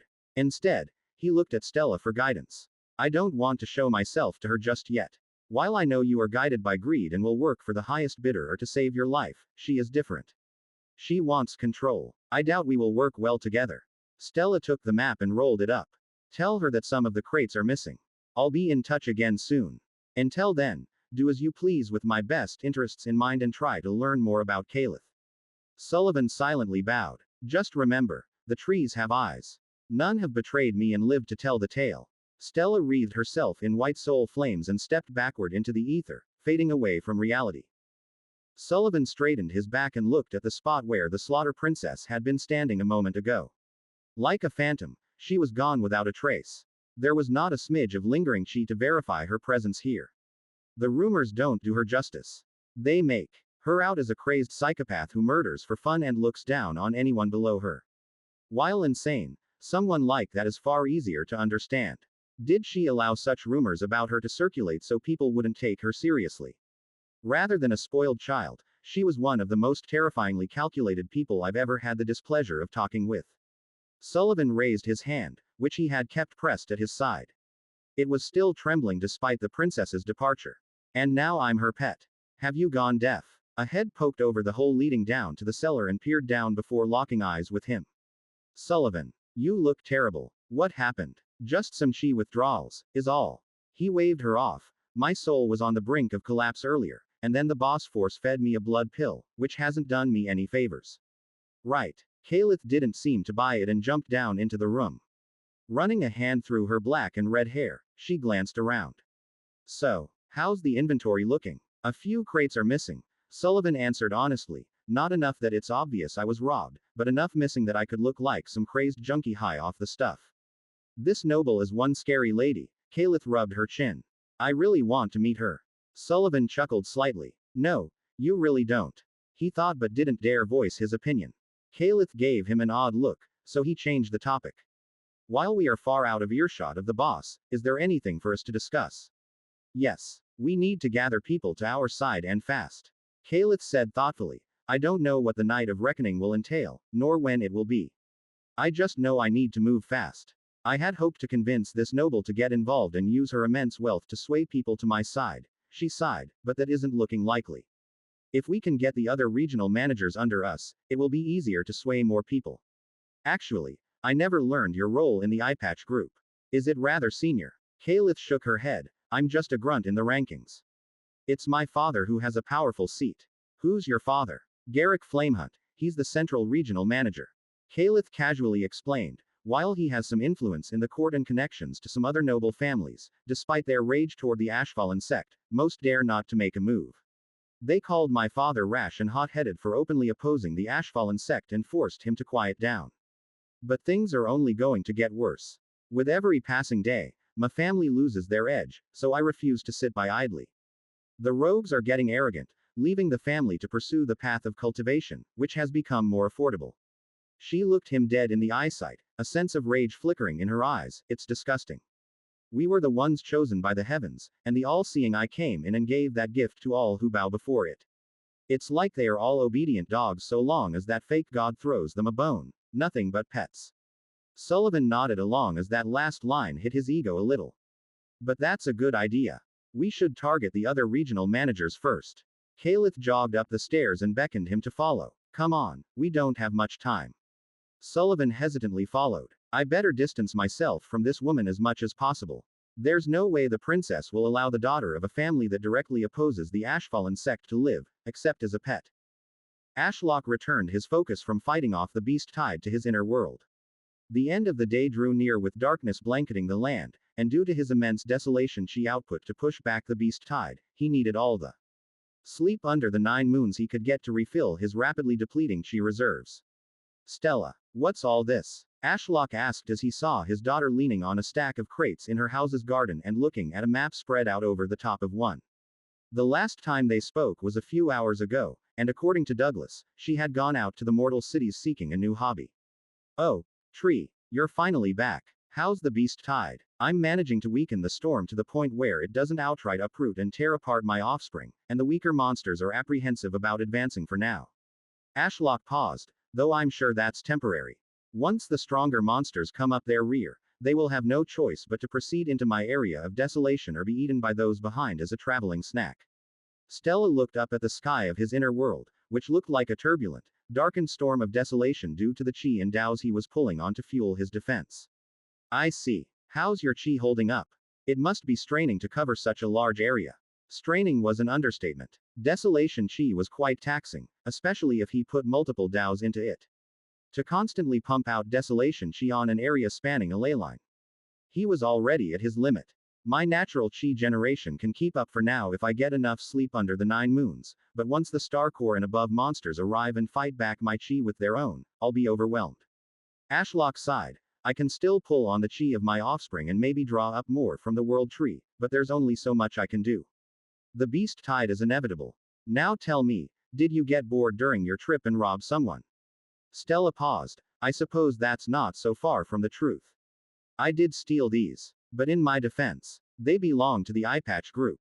That's a dumb name. I know, right? Stella laughed. But they are a group directly opposing the all-seeing eye, so I guess the name fits. However, that's not important. The problem is that a new mysterious backer appeared a few days ago and started pumping the group with money and having them distribute these pills. She cracked open one of the crates, revealing thousands of tiny red-colored pills. Blood pills. Ashlock put the pieces together. Does this have something to do with Vincent? Stella nodded. I have a lot to explain. But to sum it up, Vincent is involved and I have a plan to wipe him out for good. But for it to work, you'll need to learn Blood Dao as soon as possible, and we need to have the meeting in Tartarus with Vincent tomorrow. Tomorrow. That's so soon. We have only just completed the gate. Every day that passes, the threat of the Night of Reckoning increases. Stella patted the map. Trust me, we need to move quickly. Ashlock let out a long sigh. He wanted to rest his weary mind and soul under the 9 moons, but villainy never slept. Vincent was out there conjuring a scheme that he would need to put a stop to. All right, Stella. Ashlock gave his daughter his full attention. What is your plan? Stella grinned. You're going to love this. C-396. Butchered. 2 pink eyes of blazing bloodlust peered through the darkness and bore down on Vincent Nitros as the golden threads of fate spiraled upwards into infinity. He tried to grasp at them, but like silk threads, they slid through his fingers. No matter which threads he attempted to follow, they all ended in loose ends. Vincent cursed as he dismissed the divination and wiped a trail of blood from the corner of his mouth. Despite his efforts to fix up this body that he had stolen from Valandor, it didn't live up to his standards. While he could use the full extent of his chi without breaking the body as he had improved its spirit roots, bloodlines were another issue. While they technically carried over between bodies, due to the sheer number of them it was taking longer than he expected for this new body to adapt to a few of them. Luckily, he could still tap into the threads of fate bloodline he stole from the Starweaver family. As an inferior version, it would give him vague visions rather than any concrete information. But the fact that almost all threads ended in this all-consuming darkness illuminated solely by 2 eyes manifested from sheer bloodlust gave him a solid clue as to who would cause his end. He knew their identity not from the color of the floating eyes but from the smell of the bloodlust radiating from them. How is this possible? Vincent bit his nail as he sat cross-legged on the cold stone floor. Stella crestfallen is just a star core cultivator. How could she be the one to kill me? Standing up, he looked at the bloodied floor all around him. Body parts, cut up bodies, and more were shown haphazardly strewn around the room. A large coffin turned into an operating table dominated the center, covered in silver tools stained red with dried blood. Lying on the table was a body that was a perfect mirror image of him. A blood clone modeled after Valandor, and the last blood clone he could make that was combat worthy. He had made a few low-effort blood clones that he controlled in Darklight City to lay the foundations for a backup plan if the meeting with Stella in Tartarus didn't go according to plan. While he could transfer his infant soul to those should his main body die, it would be less than ideal as they hadn't been designed to handle his bloodlines. 1 worthy blood clone and 5 backups. This is definitely the most vulnerable I've ever been. Vincent paced around the table, a feeling of unease seeping into his bones. Despite no present threat, he felt his looming demise. He flexed his hands in frustration. This body isn't as strong as I need it to be. My backup plans aren't foolproof, and my path moving forward is clouded with death according to the threads of fate. Am I being blinded by greed? Is going after the crestfallen bloodline a mistake? He leaned on the table and drummed his fingers. Life as it had been was over. His bloodline farm, the Blood Lotus sect, had crumbled beneath his feet to an outside power, a divine-level sect, the Ashfallen sect. A powerhouse he could not fight alone, at least not in this inferior body and without his arrays. His only way of growing stronger in this chi-starved layer of creation had been gathering bloodlines, which had been ripped away from him. What choice was he left with? He was stuck at the peak of the nascent soul realm and likely would be for an eon at this rate. I'm being impatient. I know I am. Vincent ran a frustrated hand through the long, luscious hair he knew Valandor had taken good care of. It was silky smooth, just like the threads of fate that seemed to despise his continued existence. What am I doing? Why should I care what future the threads of fate have weaved for me? To be a cultivator is to defy fate and the heavens themselves. I have done it all my life until this point. I took over the family, founded a sect, discovered a way to learn 3 affinities, and fractured my soul to accompany them. Everybody told me I couldn't do this or that, but I prevailed, and they were devoured. The threads of fate had to be wrong. You were just a child, Stella crestfallen. Vincent snarled. Someone I allowed to live for the sole purpose of advancing my cultivation. I won't lose to the likes of you, or anyone else on this layer of creation. Vincent placed his hand on the chest of the blood clone and began to transfer his consciousness. No matter how many times he did this technique, it was disorienting. His perspective changed, and he blinked away the dryness and gasped some air into the body's lungs. Standing over him was Valandor, or at least had been before he took over the body for himself. He rolled off the table and almost fell, as his stiff muscles had no blood pumping to them. His body was ready after a solid few minutes of leaning on the table and heavy breathing. Filling it with chi, he was quite disappointed at how its spirit roots were limited to the star core realm, but he had no time to upgrade them. This should be fine. Valandor was at the peak of the star core realm, so if my plan is to pass off as him, this actually works in my favor. Valandor muttered as he slid open the coffin while using telekinesis to keep all the tools from clattering to the ground. With the lid off, he hauled his main body over the edge and plunged it into the blood. As it sank into the coffin's depths, the blood bubbled as if to dissolve the body. After it settled, he stuck his hand into the coffin and swirled it around to confirm that the blood transfer had worked. The body was indeed gone. He could transport vessels between blood coffins via a technique combining blood chi and spatial chi, which was the lower level affinity to gravity chi. He'd used this technique quite a few times recently to survive. While I trust Morgan, I don't even trust my own mind sometimes. There's no way I'm leaving my main body in a place someone knows of. I don't even know where this blood coffin leads. The runes engraved in its base randomly select a different location each time. Just in case I get mind controlled or soul tortured to reveal its location. He had used his disposable blood clones that were infiltrating the eye patch group to build multiple bases where he then placed blood coffins. His body would have been sent to one of these locations at random. If I die in Tartarus, then I will lose a fragment of my soul in the process. But that's better than having my main body destroyed. He mused as he picked up a few spatial rings sitting to the side and slotted them onto his fingers. They contained a few weapons, a pile of spirit stones, and clothes. While he had a distaste for such pointless human things, Valandor had been a man of class, and even he was aware enough to know that showing up in his usual lack of a get-up would raise suspicions. Adorning a pristine white robe in a flash of silver, he felt his preparations were as good as they were going to get. Now I just need to wait for Morgan to appear and give me the good news. Vincent resumed his position on the floor and continued to repair the damage to his soul. 2 days later, as he began to grow impatient, the door to the room finally opened, and Morgan stepped through. Vincent Nitros, my lord. She took a knee at the entrance, not daring to step inside. It's finally time for us to have our revenge. Stella crestfallen is inside Tartarus, and I told her to expect a visit from Valandor. His eyes opened, and he stood in a single motion, just in time. My patience has worn thin. My preparations are complete, so let's go. How shall we travel to Ashfallen City? I cannot use ether chi, so we will go by flying sword. Vincent summoned a floating sword and hopped on. He could fly without a sword due to his gravity chi, but it was all for show. Using illusion chi, he wreathed it in white flames and flew past Morgan, smashing through a grand window. Morgan soon followed through the shards of glass that rained down on the dead city below with a frown. This book's true home is on another platform.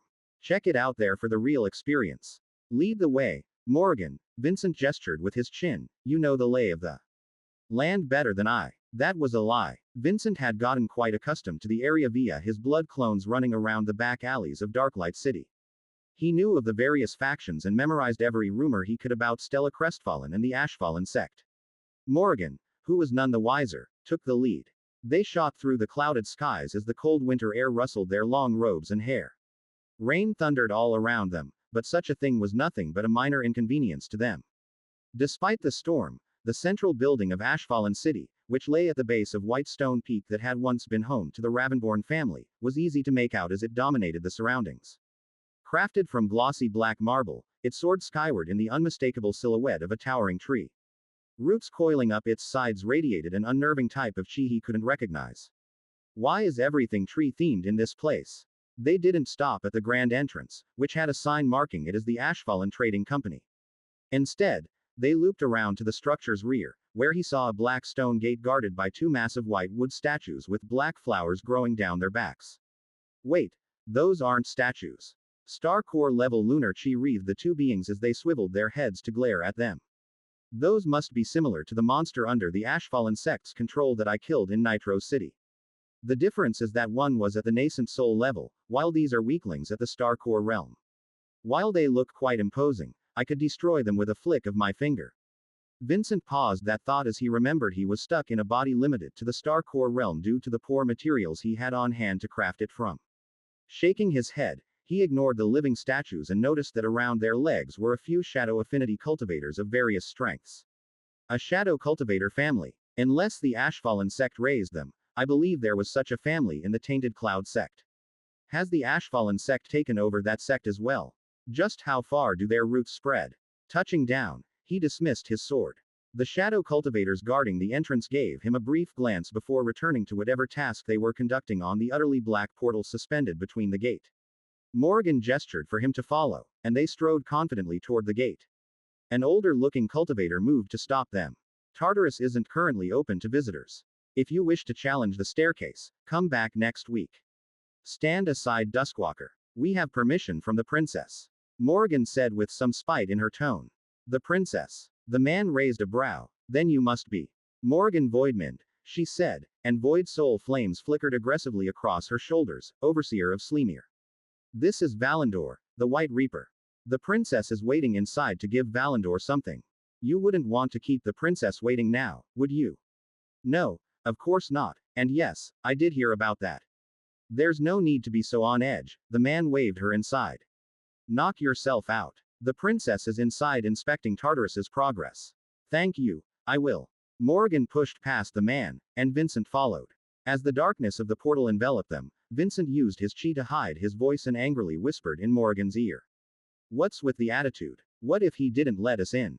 They passed through the portal and arrived on the other side in an expansive space. Morgan spun around and glared at him while showing off her missing arm. You expect me to be polite to those in the Ashlock sect who are beneath me when this is what they do to me? They should burn in the flames of hell. Every last one of them. Besides, they don't have the right to stop my entry. The word of the princess is absolute, and she permitted us to be here. Reminded of the princess, Vincent sniffed the air and grinned widely. She's really here. For the first time in a week, he smelled it. The scent of the crestfallen bloodline. It took everything he had to not hurtle toward the scent and dig his teeth into the succulent flesh that stood between him and that sweet nectar that would help him access the crestfallen's ancient knowledge and ascend to the monarch realm. He was so close. But he held himself back, if barely. This body was limited to the same realm as Stella, meaning if they were to fight, it wasn't clear he would win. That's why he had Morgan with him, and her burning hatred toward the Ashlock sect that seemed to burn even brighter than before gave him faith that she would assist him in killing her. She should be up there somewhere, Morgan pointed, and Vincent followed her finger. They were standing in what could be described as a castle room fit for titans. Walls shrouded in darkness loomed around them. Though the space was not empty.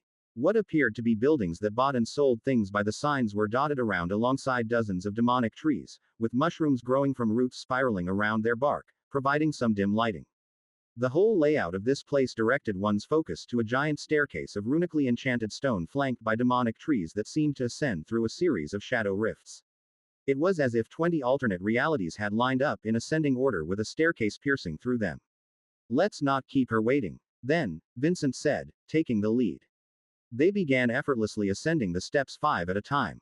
At first, he didn't notice, but after climbing 10 levels, Vincent started to feel a slight pressure bearing down on him.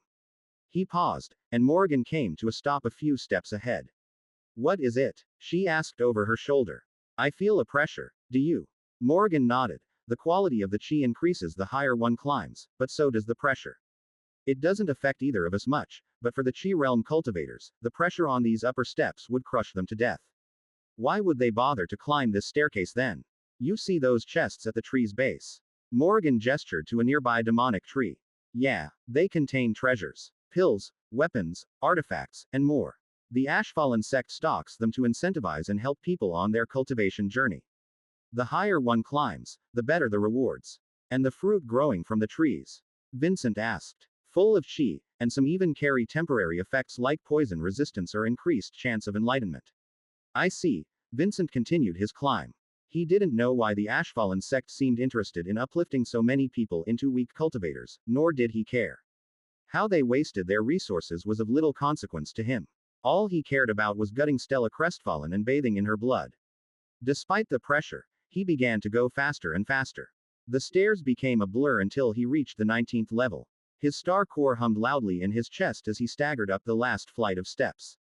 Nascent soul level pressure. Only a peak star core realm cultivator could survive this. You will have to go on without me, Morgan gasped as she rested against a demonic tree. This pressure is too much for me. Vincent raised a brow. I thought you were nearing the peak of the star core realm by now. Morgan shook her head. If I was, wouldn't I have been the head of the Voidman family from the start? No, I'm afraid. My talent didn't allow for such a thing. Then wait here. Vincent clicked his tongue and continued on his way. The smell of Stella's blood was simply too intoxicating to ignore. If a fight ensued between them, he would have to draw her toward Morgan to turn it into a 2-on-1 and secure the victory. If only it wasn't so dark in here, and the shadow chi wasn't blocking my spiritual sense. Reaching the top, he tried to muster all the dignity he could as he crested the final step. The pressure was intense, as if the suffocating weight of an ocean was pressing down on him from all sides. A hut. Vincent raised a brow at the only thing up here. I had expected a grand castle or something after that laborious climb. Can't say I'm not disappointed. Despite his joking tone, he had his eyes peeled. The smell of Stella's blood was radiating from that small hut.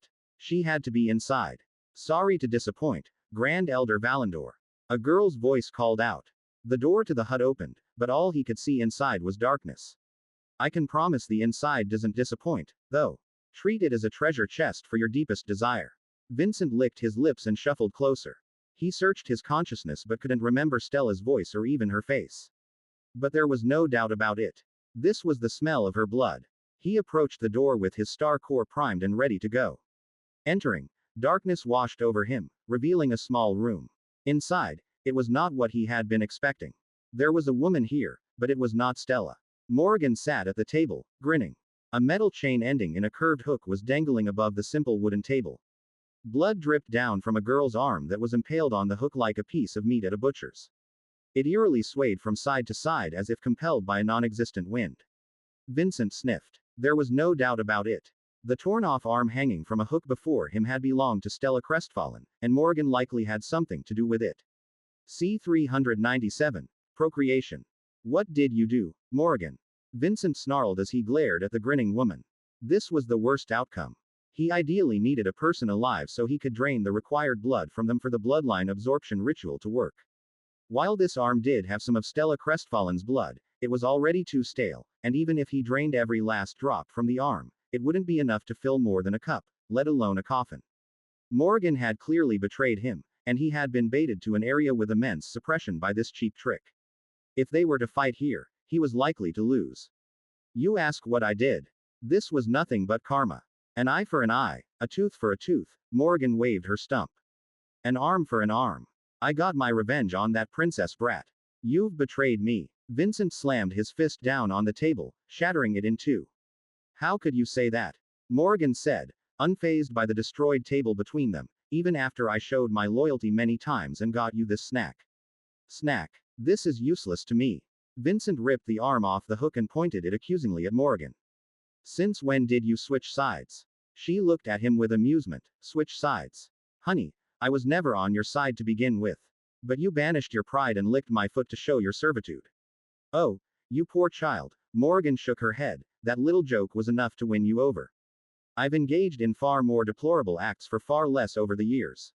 She stood up and laughed. Pride is an excessive love of one's own excellence, usually fed by the reactions of others. Do you know what that means? What? Vincent snapped back. His patience was long gone. Morgan smiled at him. You become easy to control. Those consumed by pride are the most predictable, jealous, and impulsive individuals. The greatest threat to a cultivator is not the sword of an enemy but the blindness caused by their own arrogance. Vincent scowled. Overwhelming strength will always win. Morgan stepped over the broken table and stood before him. She craned her neck to look up at him and whispered, "Then how did you lose to a weakling like me?" Lose. Vincent snorted and grasped his hand around her neck. Your betrayal is a setback, but what have I lost? I knew you were after Stella Crestfallen's bloodline from the start, and I also know that you need the entire body alive to extract the bloodline.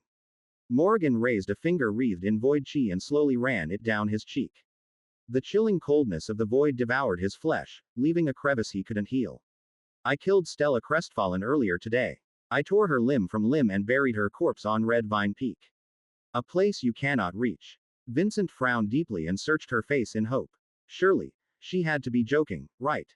Ah yes. Morgan trembled in ecstasy. That's the look I've been dying to see on your face. While I do hate the Ashfallen sect. Her voice dropped to a harsh whisper. I despise you even more. You dragged my family members off to bathe in their blood. You took my sons and daughters from me. So I've been waiting for a long time to kill you. Her hand traced down his neck to his chest, and her hand paused above his beating spiritual heart. You denied my children a future, so I've done the same to you.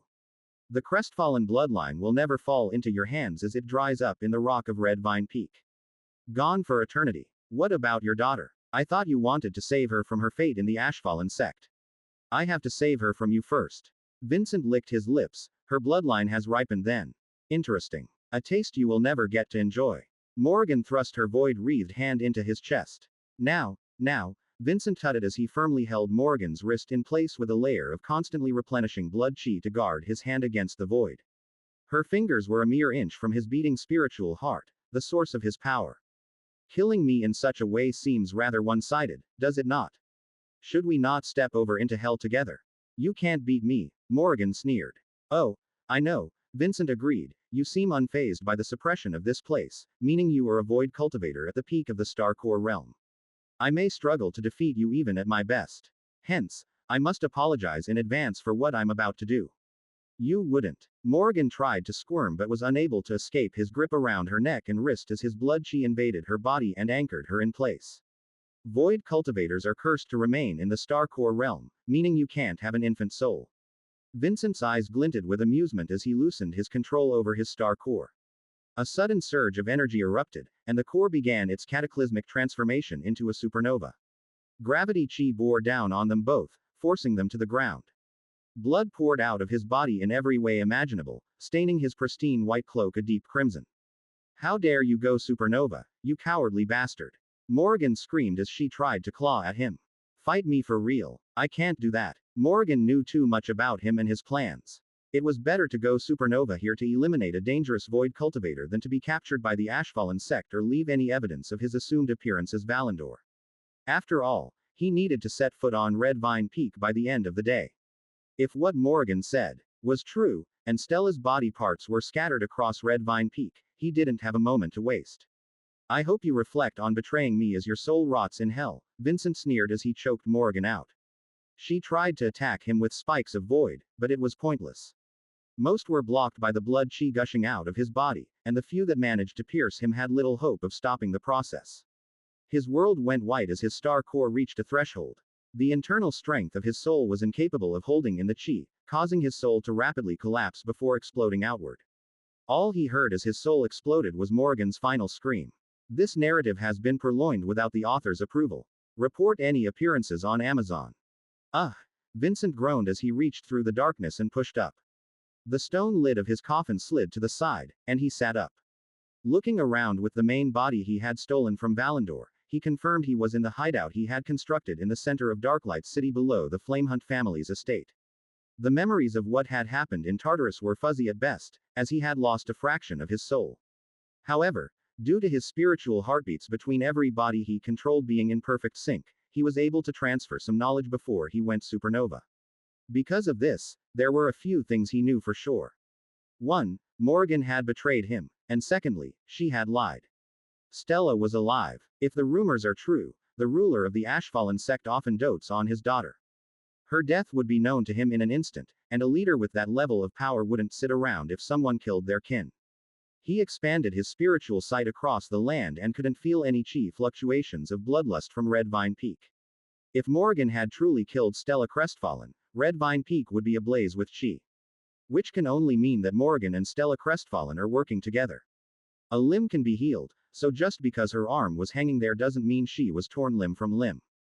Perhaps more importantly, if Stella had died, he would have experienced the Ashfallen sect leader's bloodlust while examining the threads of fate. Yet no matter what thread of fate he followed, it was Stella's bloodlust that followed him. According to his recent usage of the Starweaver bloodline, the threads of fate seemed convinced that Stella would kill him in all possible futures. Therefore, she couldn't have died in such a way. It was quite concerning that during his first usage of the bloodline, he had been shown one possible future. Vincent drummed his fingers on the coffin's side as he tried to figure out their goal. If they were trying to bait me somewhere again, they would have suggested a place I can actually go. She knows I fear the void lightning array surrounding Red Vine Peak, and without Morgan, I have no way to disable it. His eyes widened. They are trying to get me to give up. Faking Stella's death, saying her bloodline has been lost and buried in an unreachable graveyard. Having lost my last good clone, it would be a good time to give up. Vincent rose and stepped out of the blood coffin as blood dripped off him. There was no way he would return to sitting in a dark cave and pointlessly cultivating for the next eon when his quick path to power was right before him. The knowledge of the crestfallen ancestors would not only allow him to reach the monarch realm, but he could climb even higher and faster than any cultivator. Access to that knowledge was wasted on a girl like Stella. Only the heavens would become his limit. I know you are hiding, Stella. Vincent licked his lips. The night of reckoning will reveal you in due time. Stella impatiently waited outside the wooden hut on the 20th step of Tartarus. Relax, Morgan is handling it. Diana reassured her and smiled. Please stop tapping your foot, it's annoying. Stella paused her foot. Sorry. I usually cross my arms when I'm nervous, but you know, she waved her stump. They weren't the only two here. Maple was asleep on her head, and Grand Elder Redclaw was quietly standing at Diana's side with his sword drawn. Elaine was also here as she had been nervous about her mother after hearing their plan and saw behind them, illuminating the area. Stella felt Maple shift on her head. The squirrel that had been in slumber for what felt like forever perked up and stared at the hut's doorway. His golden eyes narrowed, and his ears twitched. Did something happen? Stella asked as she reached up to pat the squirrel. The hut was actually empty and simply served as a facade for a shadow rift that led out of Tartarus into the void. Morgan had been the one to set it up by linking it to the hole in the void tree in Sleemere. Someone went supernova, Maple said. What? Who? Elaine panicked. Was it my mother? Before Maple could respond, the door to the hut swung open. Everyone paused and watched the doorway that led to nothing but darkness with bated breaths. A moment later, an unfazed Morgan strode out. Her hair was the same light pink color as Elaine's but quickly transitioned back to black as if reacting to the air. Did you kill Vincent? Stella asked the question on everyone's mind. Morgan shook her head. It was just a blood clone with a fragment of his soul. Stella let out a breath she didn't know she was holding, and a weird mix of emotions overcame her. She was frustrated that Vincent was still out there somewhere, but on the other hand, she was weirdly relieved that she still had the opportunity to kill him herself. Did he go supernova? Morgan raised a brow. How did you know? She glanced up at Maple, who was staring at her. Oh, yeah. He did. And you're fine? Elaine asked as she apprehensively walked toward her mother. Morgan smiled at her daughter. Of course, darling. If it was the real one, I would have been in trouble, but this one was easy enough to deal with. Stella somehow doubted that. As Elaine and Morgan embraced each other in a hug, Stella didn't miss Morgan licking her blood-stained lips. While she was nonchalant about it, she had dealt with a blood clone carrying the fragment of a high-stage nascent soul realm cultivator. That wasn't something a cultivator of Morgan's level could survive going supernova. Yet she had forced someone of Vincent's caliber and pride to take the cowardly way out.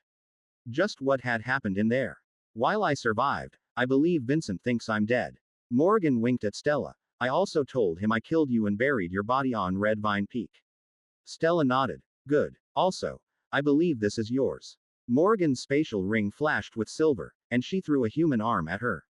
Stella caught it with telekinesis and floated it to her stump. Saul, come and help me. The ent obeyed her command and lumbered over. One of its many arms reached into the floating ball of light and withdrew a healing wisp. Pressing it against the stump, the area glowed with power, and muscle strands wiggled out to construct a new arm. Stella mentally focused the strands to encounter the floating arm Morgan had ripped off this morning, and they burrowed into it. After a painful few minutes, she flexed her fingers in her reattached arm. It felt unnaturally stiff and cold, but that feeling would soon fade. An arm for an arm, Stella grinned and withdrew Morgan's arm, which she had cut off a few days ago and had been holding onto since. That was the deal. Morgan laughed as she caught her arm and casually reattached it without Soul's help. She flexed her fingers, and despite being apart from her arm far longer than Stella had, it didn't seem to be stiff or unnatural. Is she even human? Stella could only wonder. Now, what do we do? Grand Elder Redclaw asked. We wait, Stella replied. It's Vincent's turn now. Either he takes the bait and tries to retrieve my body from Red Vine Peak, or he cuts his losses and leaves this place. Grand Elder Redclaw crossed his arms and frowned. We are just going to let Vincent go. Don't worry. I highly doubt he will be fleeing anytime soon. While he has been set back by losing a blood clone, he has deep ties to a group in Darklight City that opposes the all-seeing eye, Stella explained. He's spreading these blood pills to mortals, and I even witnessed a faceless blood clone of his. While I haven't figured out Vincent's motive yet, someone like him wouldn't expend his blood, chi, and time working with mortals for no reason. So that crafty bastard isn't out of trump cards yet. Grand Elder Redclaw stroked his chin. It was never going to be easy to take that man down. He's ruled over the wilderness for a long time, and for good reason. But we are so close. Stella clenched her fists. We have something he's willing to die trying to get his hands on. He may be a careful and calculating person, but everyone starts to make mistakes when they feel cornered. We just need to keep up the pressure. I'm going to investigate the Eye Patch group further and see if I can unveil his plan. Diana tapped Stella on the shoulder. If you don't mind me asking, how did you find this group? I assist in managing Darklight City alongside the council, and I never received any reports about them. Stella shrugged. I went into town seeking a new hobby. Oh, that reminds me, I meant to ask you about something. Diana tilted her head. Stella brought out the 2 binders she had stolen from the brothel and handed them to Diana. I went to an establishment called a brothel and was given these. I want to ask you about the appeal of the activities that take place there. Let's talk about this somewhere else, okay? How about your house? Diana grabbed her hand and began dragging her down Tartarus's stairs. She could hear some laughter behind her from Morgan and Elaine. What's so funny about it? Stella frowned. Should I get Ashlock to help with this? Diana muttered under her breath. Maybe that's a bad idea. What would a spirit tree know about human procreation? C-398. Birds and the bees. Stella sat on the couch of her home while Diana let out an exasperated sigh. You got it so wrong it might as well be backward. So you're telling me it's not a type of wrestling? Stella retorted. Yes, that is exactly what I'm telling you. Where did you even get that idea? Diana pinched the bridge of her nose in frustration. Stella shrugged. The brothel. They gave me a list of opponents to choose from. Diana gave her a look of disbelief. Look for yourself. Stella picked up and showed Diana the binder she had shown her earlier. They have the person's measurements and even a detailed diagram of their form.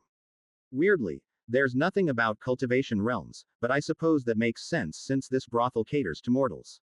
Stella paused as she got an idea. What if we started a brothel, but for cultivators? Stella, the Ashfallen sect is not moving into that industry.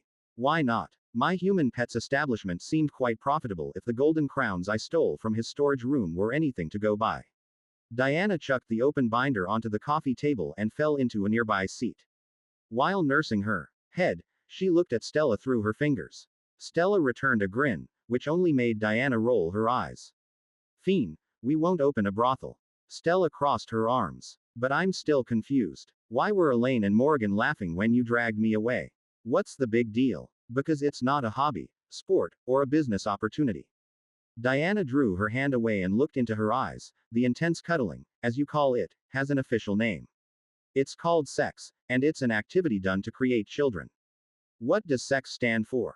Diana tilted her head. What do you mean? It's an acronym for something, right? Maybe swift, efficient, and. Diana snorted. What's so funny? Stella frowned. No, it's nothing. Continue. Diana waved her off. What does X stand for? Stella thought for a while but drew up a blank. Okay, fine. Not an acronym. So sex is just the name of the sport. Not a sport. It seemed quite exhausting. Talking to you is exhausting. Diana slumped back in her chair. Does that make it a sport? Stella tapped her chin in thought. Don't answer that. Diana sighed and looked at her. Here's a question. You said it seemed quite exhausting, meaning you watched people in the act, right? Did you feel anything unusual while watching? Maybe a tingling. A tingling. Stella frowned and thought back. Was I supposed to? Diana raised the two binders, one with women and another with men. What about when you look at these? Stella glanced between them and then at her body. After a moment, she shrugged. No. Interesting. Diana left them open on the table and drummed her fingers on the armrest of her chair while she muttered to herself. She isn't interested in either. Has her childhood affected her to this extent, or has the influence of heaven turned her impotent? I can hear you, Stella protested. She wasn't sure what Diana said, but it didn't sound very kind. Stella, do you love anyone? Yes, of course. Stella paused. I love Ash and also you. Diana's eyes widened a little. You two are family to me, Stella added, and Diana's excitement died a little. I see. Diana mused. Wait, you're half tree, right? Stella nodded. My mother is likely the world tree. And you were raised by a tree. Yup. Can you be pollinated by a bee? Stella tilted her head as she tried to understand Diana's question. Ignore me. That was a dumb question. Diana's voice dropped to a whisper. Or was it? Diana, I'll be honest, I'm even more confused now than before. Stella grumbled. You aren't very good at explaining things. I promise you, I'm not the problem here. Diana insisted. If you say so. Stella crossed her arms. So this sex thing can create children. How does that work? Now we are getting somewhere. Diana perked up. If you have sex with a guy, there's a chance you can get pregnant, and then a few months later, you will give birth to a child. Wait. Do you have any interest in having children? Stella pondered for a while and then remembered Jasmine. Yeah, I want one. They can be rather useful. How long until they can attend meetings and cultivate? You know what? Let's shelve the child idea for now.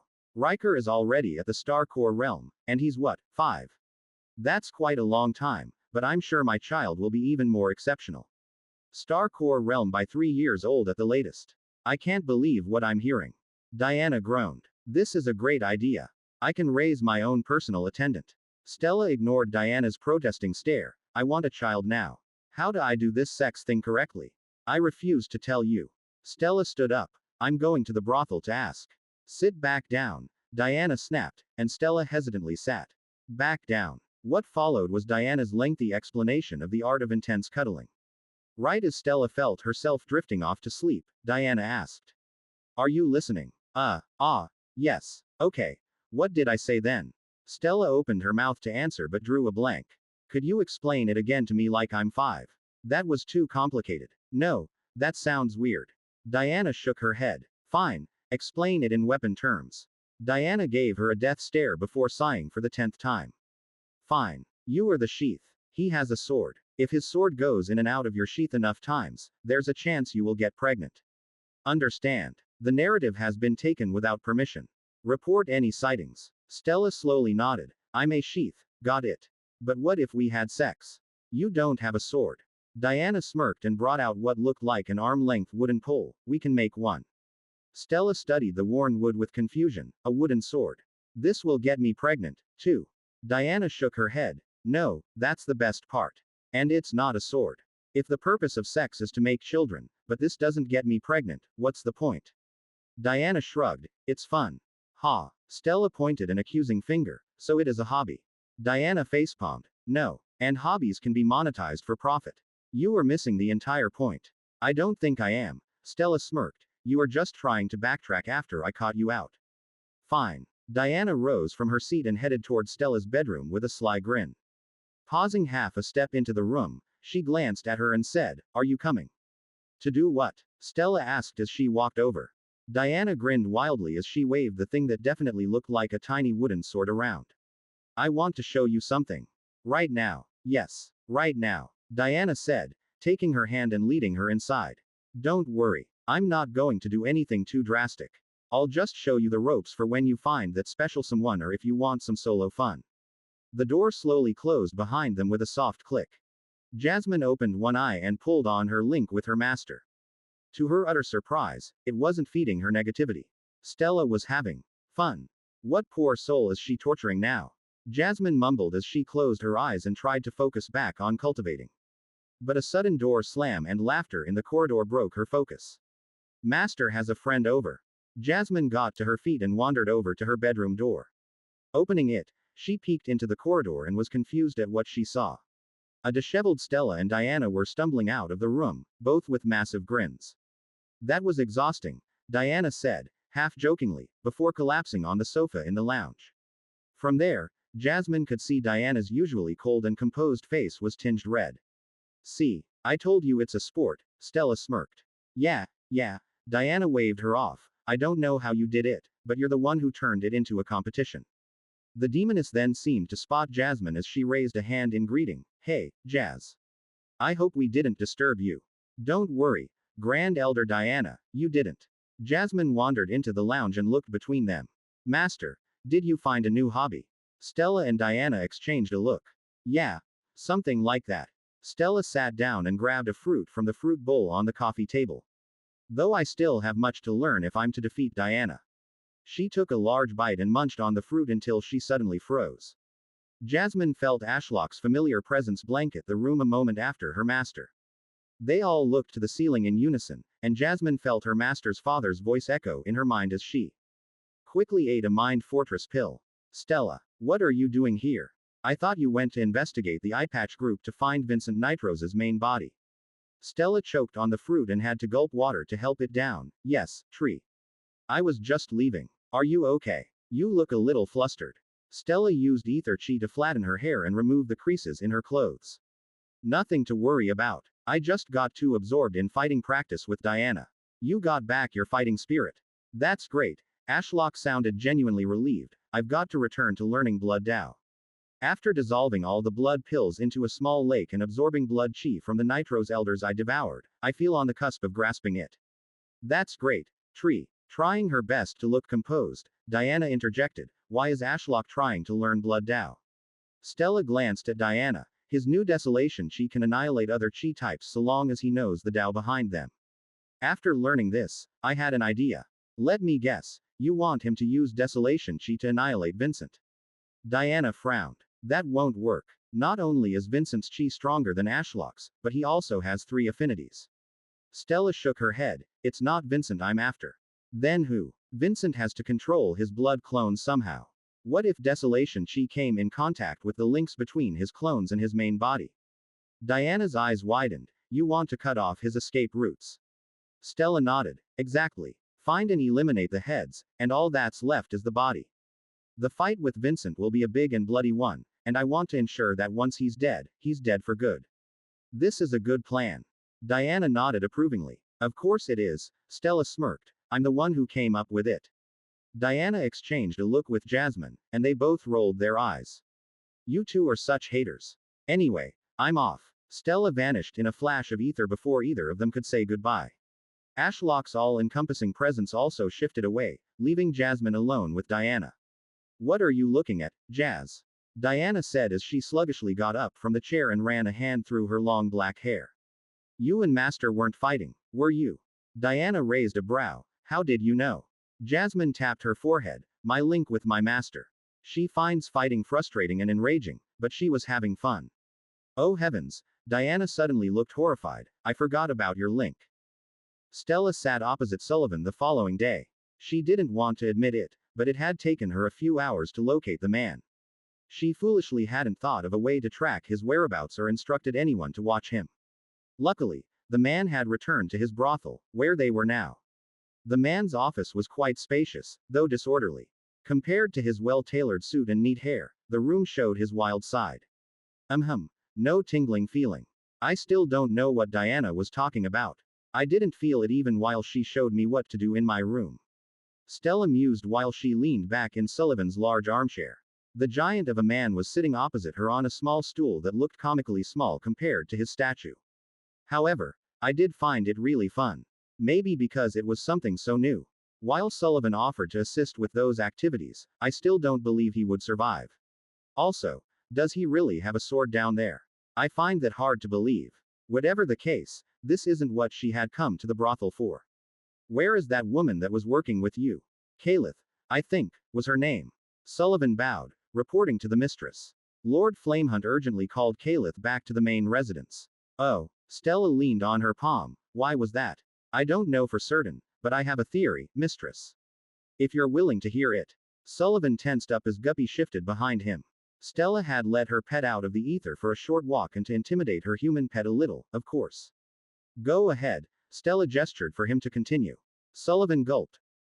Well, you see, before she left, Calith received a concerning notice from the eyepatch group. Reaching into his suit pocket, he withdrew a piece of paper and slid it across the table. Stella lazily used telekinesis to raise the paper, unfurl it, and read the contents. It seems they have drastically increased blood pill production. 10 crates of blood pills will be delivered hourly, and all are expected to be distributed to the mortals of Darklight and Ashfallen City. That seems like a lot. Does that mean they have expanded operations to Ashfallen City? I don't remember any mention of them being there before. And it says here to get rid of the pills by any means necessary. Put them in food and even in the water supply. The boss also wants members to swap out pills from the all-seeing eye gift boxes for blood pills and give them to friends and family. Each crate comes with a spirit stone payment, and those who don't manage to distribute all the pills given will be killed. Stella looked around the floating paper at Sullivan. When did this start? Last night, Sullivan replied. I don't think the boss cares about lying low anymore. He's gone crazy. He even sent me many boxes of pills despite exiling me. Did you distribute them? Of course not. I stored them in the basement. Stella stood. Wait here. I'll be right back. Dropping down through the ether, she arrived in the basement. Sure enough, it was overflowing with crates in such a short time. Sullivan was still alive, meaning the killing of those who failed to distribute the pills was a lie. Vincent doesn't have the manpower or care to carry out that empty threat, but the members of the eyepatch group don't know that. This is totally unsustainable. Where the hell is he getting this much blood to make these pills from anyway? Just how far has his reach spread? Stella stepped through the ether again and arrived at the bakery across the road. She caught the pot-bellied baker red-handed. The man had a crate of blood pills in the corner of his kitchen and was manically stuffing the pills into a loaf of bread. Before the man noticed her presence, she was already gone and returned to the office. That baker had no idea what was happening a few days ago but had grown sick. I think Sullivan put blood pills in the water supply that he had been drinking from. It's terrifying how, in such a short time, he went from confused citizen to shoving blood pills in the bread that he sells. This is more serious than I thought, Stella said, and Sullivan nodded. I couldn't agree more. I fear the night of reckoning could be as early as tonight. The night of reckoning. Stella drummed her fingers as she thought about what Vincent could possibly be up to. Wait, if he uses blood chi to control his blood clones from afar, what's to say he can't control everyone whose spirit roots are clogged up with his blood chi? Say Sullivan, when I pretended to be interested in joining the eyepatch group, you said the effect of the blood pills was temporary. You have to keep taking them, correct? That is right, mistress. Do you know where these pills are being made? Such a sharp increase in production would need Vincent physically present. Even if we can't kill Vincent, I need to find the source of these pills and cut them off. I believe the largest facility is under the Flamehunt's residence, Sullivan said, stroking his chin. There's a prison nearby managed by the Flamehunt family, and I heard they were using the inmates in the production process. Perfect. Stella stood once more and ensured her pendant hung securely around her neck. Let's go find us a bloodsucker. C-399. Night of Reckoning. Vincent clasped his hands behind his back and took in the sights all around him. Floating islands, big and small, dotted the celestial sky with shimmering gold waterfalls cascading off their sides. He stood upon a bridge of gems. If he glanced off the side, he could see down into the layers of creation below. All were below his feet, and he was at the peak of creation. Of course, this was all an illusion. He could step off the bridge, and his feet would find solid rock. As the blood pills flowed, the balance between his affinities had become unstable. To counter this, rings of intense gravity silently orbited him, bending the air to those capable of perceiving it, and he also expended some illusion chi to make the basement of the Flamehunt residence look like a paradise, or at least what he thought the lands on the first layer of creation that housed godly beings looked like. If I can get a hold of the crestfallen bloodline, this will one day be more than an illusion in my mind. He began pacing back and forth as he muttered, it's said that the appearance of a crestfallen heralds the fall of the world tree and the separation of the 9 realms. If so, by killing her and taking the bloodline for myself, I will save the world tree and weave a new reality. One where I'm king. Just how delusional are you? A man said behind him. Vincent frowned and turned to glare at the perpetrator. A short man with an impressive beard as black as soot was dangling upside down from a chain with his arms crossed. He wasn't the only one. Dozens of people with similar features to this man joined him in hanging from chains, but he was the only one conscious. His face was deathly pale, just like the others. Blood dripped from cuts all over his body to the ground below, where it flowed toward a giant coffin. Vincent clicked his tongue and cancelled the illusion, returning him to reality. A dark and dreary basement below the Flamehunt residence. He ignored the man as he walked over to the coffin. Pressing his hand on it and inserting chi, a runic formation glowed, and the gathered blood was condensed into hundreds of pills. He then used telekinesis to float the pills over to an empty crate. Once it was full, he added some spirit stones that he had taken from the Flamehunt family's vault. Clicking his fingers, a team of glazed-eyed maids shuffled into the room. They gathered around the crate, and with a strained grunt, they picked it up and moved it to another room. You want to kill that crestfallen girl, right? The princess of the Ashfallen sect. Vincent had little reason to humor this man, but he was curious. What if I do? Forget it, the leader of the Flamehunt family snorted. She's an unkillable demon in human skin and a powerful cultivator. Trust me, many have tried to kill her in the past, and none have succeeded. Even the heavens tried to strike her down, and she simply laughed at them. I think I can handle her. Vincent brushed off the man's nonsense. Defy the heavens. He had done that more times than he could count. Many have tried to kill her. He had fought off entire sects by himself. Stella Crestfallen was a small fry in the grand scheme of things. A star core realm cultivator in a sea of stars, shining only slightly brighter than the others. Perhaps, but what about the one who stands behind her? Vincent paused. Stands behind her. The immortal of the Ashfallen sect. The man whispered as if scared he would be heard. He's said to be the most fearsome existence in the wilderness, and when I say he's an overprotective father, that's an understatement. Vincent frowned as he felt his title had been taken from him. More fearsome than Vincent Nitro's. Lord Flamehunt laughed deeply despite his deteriorated condition from the blood draining. That cave dweller. I heard his city of blood fell in a single day to the Ashfallen sect. Vincent reined in his anger and asked as calmly as he could. What sets the immortal of the Ashfallen sect and Vincent Nitro's apart? Presence and action. Horror stories about Vincent are told to us by our parents and uttered by the cultivators of old. Most have never laid eyes on him nor seen what he can do. Meanwhile, the presence of the immortal can be felt all around us. But more importantly, it is what the immortal does. Vincent flexed the rings of gravity around him to distill his rage. What does he do that Vincent doesn't? The man paused to think for a moment before answering. I've lived in Darklight City for decades and seen multiple noble families wipe each other out, destroying parts of the city in the process. It doesn't exactly inspire confidence in the citizens, seeing that the Nitro's family has no control over the sect. Whereas the immortal, remember when I said he was an overprotective father? Rumor has it Stella Crestfallen tried to challenge the Lunarshade family guards and promised to kill them with a single finger. When she got overwhelmed, they froze her in place. And, well, the immortal didn't take too kindly to that, so he wiped out the Lunarshade family in a single night and took over the city. Vincent raised a brow. All for his daughter. The man nodded. Nobody messes with the princess and lives to tell the tale. Vincent frowned. While he didn't care much for his offspring, he understood why some did.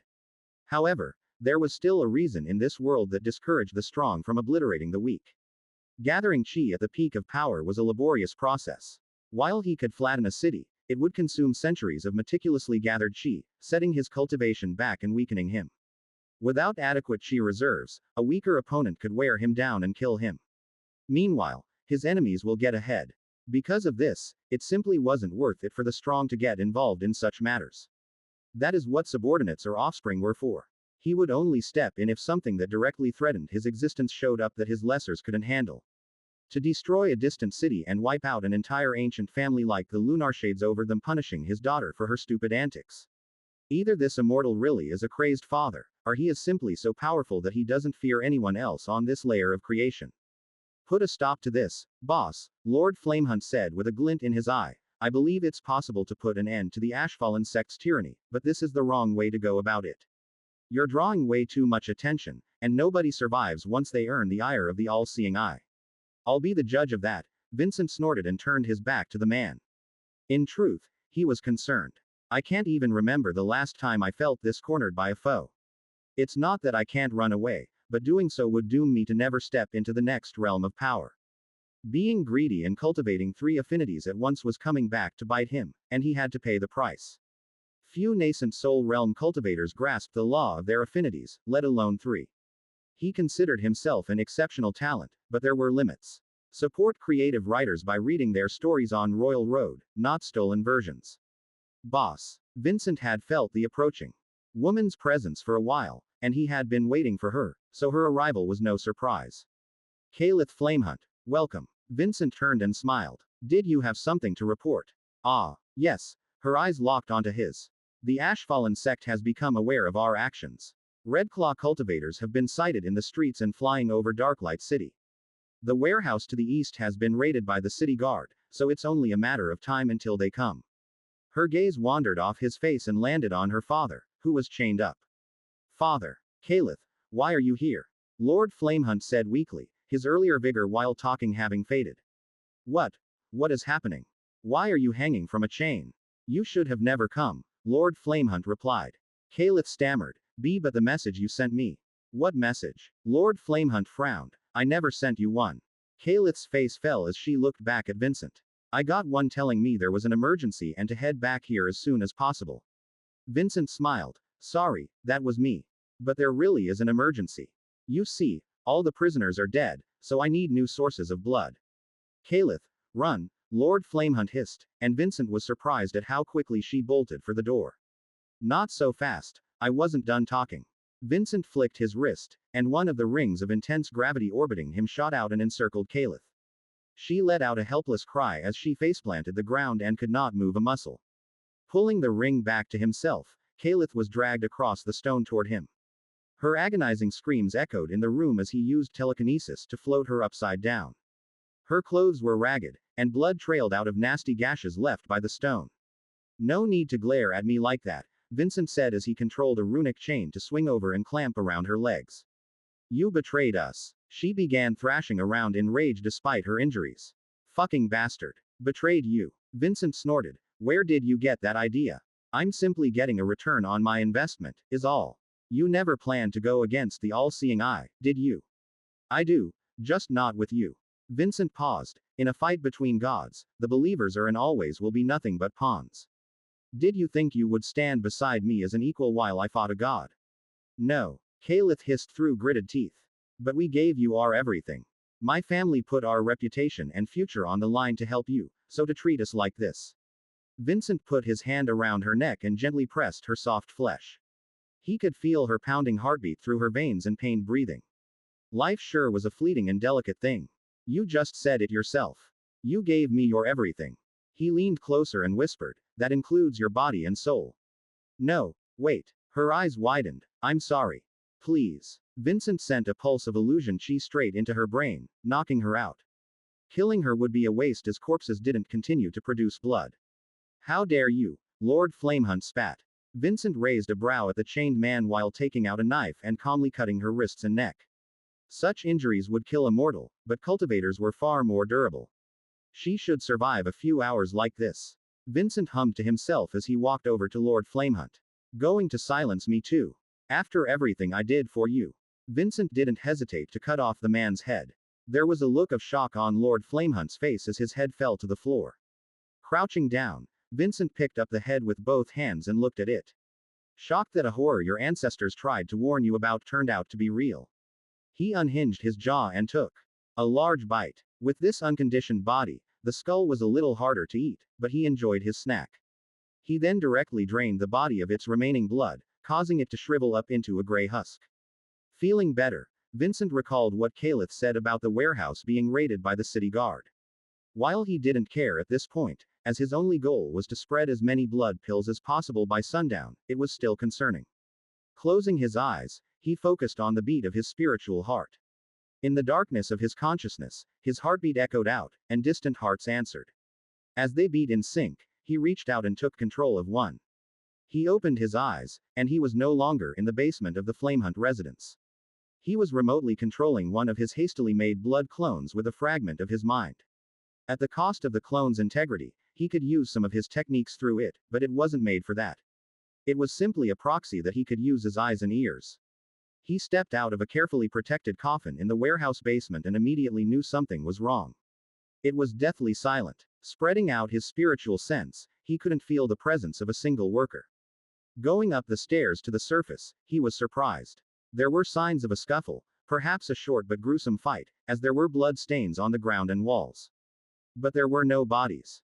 What happened here? Vincent walked toward the doorway and peeked outside. Sure enough, he could see streaks of crimson flame in the rain-filled skies as the Redclaw elders circled above like vultures. Caliph wasn't lying. The all-seeing eye has become aware of my actions. The question is, do they know I'm still alive? Vincent strode back into the warehouse. I doubt it. Otherwise, the Ashfallen sect wouldn't be sending weaklings after me. If they still believe it's an uprising being led by mortals, the Redclaw's presence makes sense.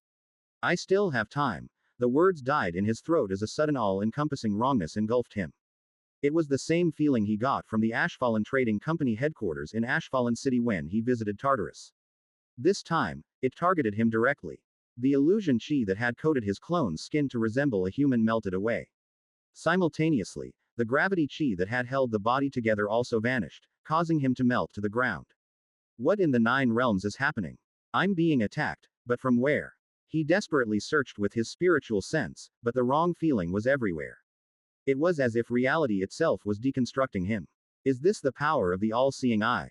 Vincent thought back on what Lord Flamehunt had said. The presence of the immortal is everywhere. Is this what he meant by that? His illusion being dispelled wasn't that shocking.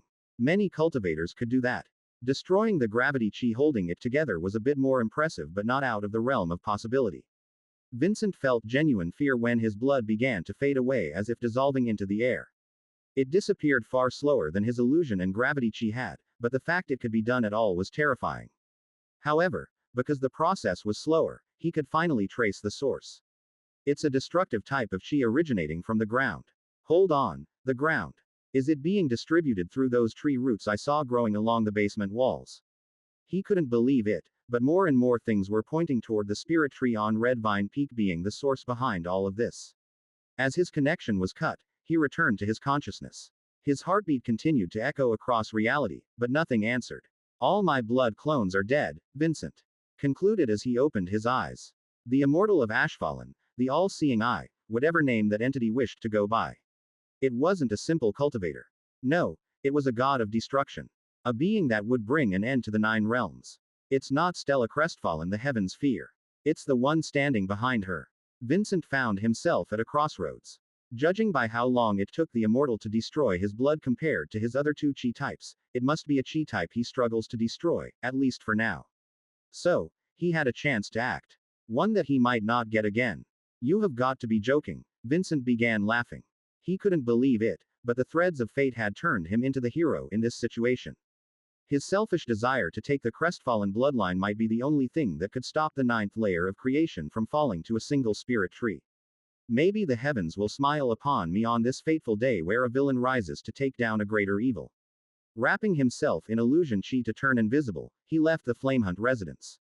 Flying up into the sky with the setting sun to his back, he ignored the Redclaws flying around and spread out his hands. A million ghostly threads of blood manifested as he took control over everyone who had taken a blood pill.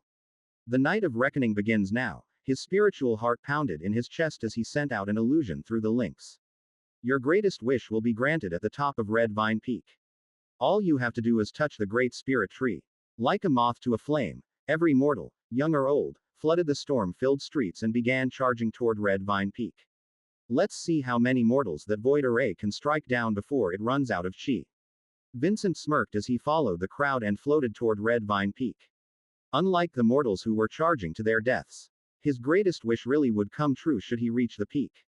Without the void array in his way, only the immortal would stand between him and Stella Crestfallen, and he was willing to go all out. Now let's see how you plan to deal with this situation. Vincent gathered some gravity chi around his fingers and aimed toward Red Vine Peak. A good party always starts with a bang. An intense ball of gravity, chi erupted from his hand and, to his surprise, smashed through a barrier around Red Vine Peak, impacting the large spirit tree in a shower of splinters. C-400. Anguish. You have suffered a hit from a nascent soul realm attack. Huh. Ashlock's confusion was shocked out of him by a world of pain. He had been targeting each of the warehouses Stella had identified with the help of Sullivan. With desolation she imbued with spatial and blood dow to eliminate Vincent's blood clones. It didn't matter if they hid inside a coffin or walked around. They died all the same. What he hadn't been expecting was to receive return fire. What the hell, system? Ashlock shouted as his vision blurred, and he returned to Red Vine Peak. Sure enough, it was as if a cannonball had smashed into him, leaving a dent. Whatever the attack had been, it hadn't managed to go all the way through, and while the dent was significant enough for a person to stand in, compared to his towering body, it was the equivalent of a flesh wound. Checking his surroundings, the Voidstorm Aegis was active, as was the illusion array around the peak that also acted as a shield. Why didn't you block the attack? Ashlock asked his system as he tried to understand the situation. His main body hadn't been attacked in what felt like ages, so to suffer an attack out of nowhere despite his defense measures was terrifying. The Voidstorm Aegis eliminates incoming projectiles. It cannot automatically block invisible attacks from affinities such as gravity or sound that have no tangible form. It also struggles against large-scale attacks like blizzards, tidal waves, or meteor showers. Can't you strike the cultivator directly? The Voidstorm Aegis can only attack things within the range of Red Vine Peak. The attack originated from far out of its range. Okay, what about the spatial shield? This was a high-stage nascent soul realm level attack. While the shield absorbed some of the attack's impact, it could not block it. Shit, was it Vincent Nitro's? I cannot say for sure. But I purged foreign gravity chi from your body at the 8th stage of the nascent soul realm, which is one of Vincent's affinities and matches his known cultivation level. Ashlock looked in the direction the attack had likely come from. Darklight City. That's where he was last spotted. It really is Vincent Nitro's. But where is he? Ashlock combed the area with his spiritual sight but couldn't see anything. A man with such a presence shouldn't be able to hide like this, especially after launching such an attack. There's no way he ran away, right? Maybe he's using illusion chi to hide. If so, Ashlock's towering trunk slowly split down the middle and parted to unveil his A-grade mutation, the Evil Eye. He swiveled to look toward Darklight City and almost couldn't believe what he saw in his red-hazed vision. Floating above Darklight City was a warped figure. It was as if he was peering past reality at an angel of death. One of the upgrades he received when he unlocked the Evil Eye was True Sight, which lets him see through any kind of barrier or illusion made by chi. Yet what he saw wasn't human. While the human flesh looked like Valandor, in his true sight, he saw what Vincent truly was. 3 affinities were crushed into a single space, competing with one another for dominance. His body looked pristine on the outside, but inside, it was rotting. Bloodlines from what Ashlock assumed were monsters didn't play nicely with the rest of the vessel as Vincent was slowly turning monstrous from within. How is he even alive? Ashlock was in disbelief. He had experienced what it felt like to have a soul incompatible with his body before he became fully tree. It seemed Vincent had gone the opposite route of having a soul that matched his body initially and then doing everything he could to pursue power despite what it was doing to him. In a way, that made him all the more terrifying. If he was willing to go to this length for strength, what would he do to get a hold of Stella's bloodline? Ashlock wasn't a detective, but he suspected the million ethereal blood-colored strings cascading out of his soul to the city below gave a hint of the lengths he was willing to go. Through his evil eye, Ashlock could see a steady stream of chi flowing down the strings, yet Vincent's chi pool was so immense it hardly seemed to be affecting his soul at all. Furthermore, rings of gravity that were so strong that Ashlock could see reality bending around them orbited Vincent like layers of shields. Even though he could see Vincent, he doubted any long-range attacks would be able to touch him through that gravity field. This is what a high-stage nascent soul realm cultivator capable of ruling the wilderness looks like. Ashlock had seen powerful cultivators like Senior Lee before, but this was different. Vincent was in the same realm as him. He should be beatable, but Ashlock could already tell this would be a brutal fight where he would have to put everything on the line to win. Ashlock hadn't used his evil eye to gaze upon Vincent thus far in fear of the man using the portal to reach Red Vine Peak. He'd only gotten to see what Vincent truly was now because of how close the man was. Likely sensing his gaze, Vincent casually stared straight into his evil eye and, with a grin, unleashed a tidal wave of bloodlust in the shape of an abyssal maw of rage that surged through the skies and crashed into Red Vine Peak, engulfing Ashlock. It had been a long time since Ashlock had felt sap-chilling fear. He was frozen in place, like a deer in headlights, as Vincent's killing aura had his soul in a vice-like grip. Immense mental disruption detected. Upgraded mental protection B to Soul Fortress A. Soul Fortress. Your consciousness will be encased in a fortress of divine power, capable of resisting powerful mental, emotional, and spiritual intrusions. In addition, it provides immunity to weaker soul attacks and significantly mitigates the effects of higher-grade mental assaults. The skill also enables passive detection of hostile intent aimed at your consciousness, acting as an early warning system. Warning. Your consciousness is under attack. Activating Soul Fortress. Like a black hole, divine energy covering the mountain was pulled toward Ashlock, igniting his trunk in a blaze of golden light. Like a pleasant spring breeze, the fear that had been gripping his soul faded away, giving him peace of mind. Phew, that was something. Ashlock knew the phrase, a gaze that could kill, but had never been on the receiving end. Just how many people has Vincent slaughtered to cultivate such bloodlust? Speaking of bloodlust, Ashlock also had a trump card, and Vincent was in range to use it. It was the other upgrade he got when unlocking Evil Eye. He can unleash the combined anguish of every soul he had devoured, combined with his bloodlust and presence, to break the minds of those who dared to meet his gaze. Since unlocking this upgrade, he had yet to use the full power of this on anyone. He had devoured many things, including mortal humans, cultivators, and monsters. Every one of them had regrets and rage at the world, all of which he had taken on, including hundreds of savage monsters found in pocket realms that were likely more ancient than Vincent. The man in question seemed bewildered at the divine spectacle coiling around Ashlock's trunk and was preparing another gravity attack. An attack that Ashlock had no plans of letting him do freely. Let's see how the bloodlust of an evil god known as the all-seeing eye that has taken on the anguish of thousands compares to an old master like Vincent. Ashlock relaxed his control on his evil eye and unleashed its full potential. Vincent was surprised to have been discovered so quickly and was even more bewildered to see the spirit tree continue gazing at him despite his bloodlust. One of the greatest strengths of demonic cultivators, who lived gruesome lives of slaughter out in the monster-infested lands, was their bloodlust. Unlike soul pressure, which allowed a cultivator to crush a weaker one under the gravitas of their soul, bloodlust was used to dominate the consciousness of a more feeble foe. If you discover this tale on Amazon, be aware that it has been unlawfully taken from Royal Road. Please report it. I'm still unsure what this spirit tree signifies to the Ashfallen sect, but there's no doubt it's special. Vincent raised his hand and gathered another ball of intense gravity. Anything that can control divine energy on this scale is a being recognized by the heavens. I should destroy it first. After all, what can a tree do to defend itself?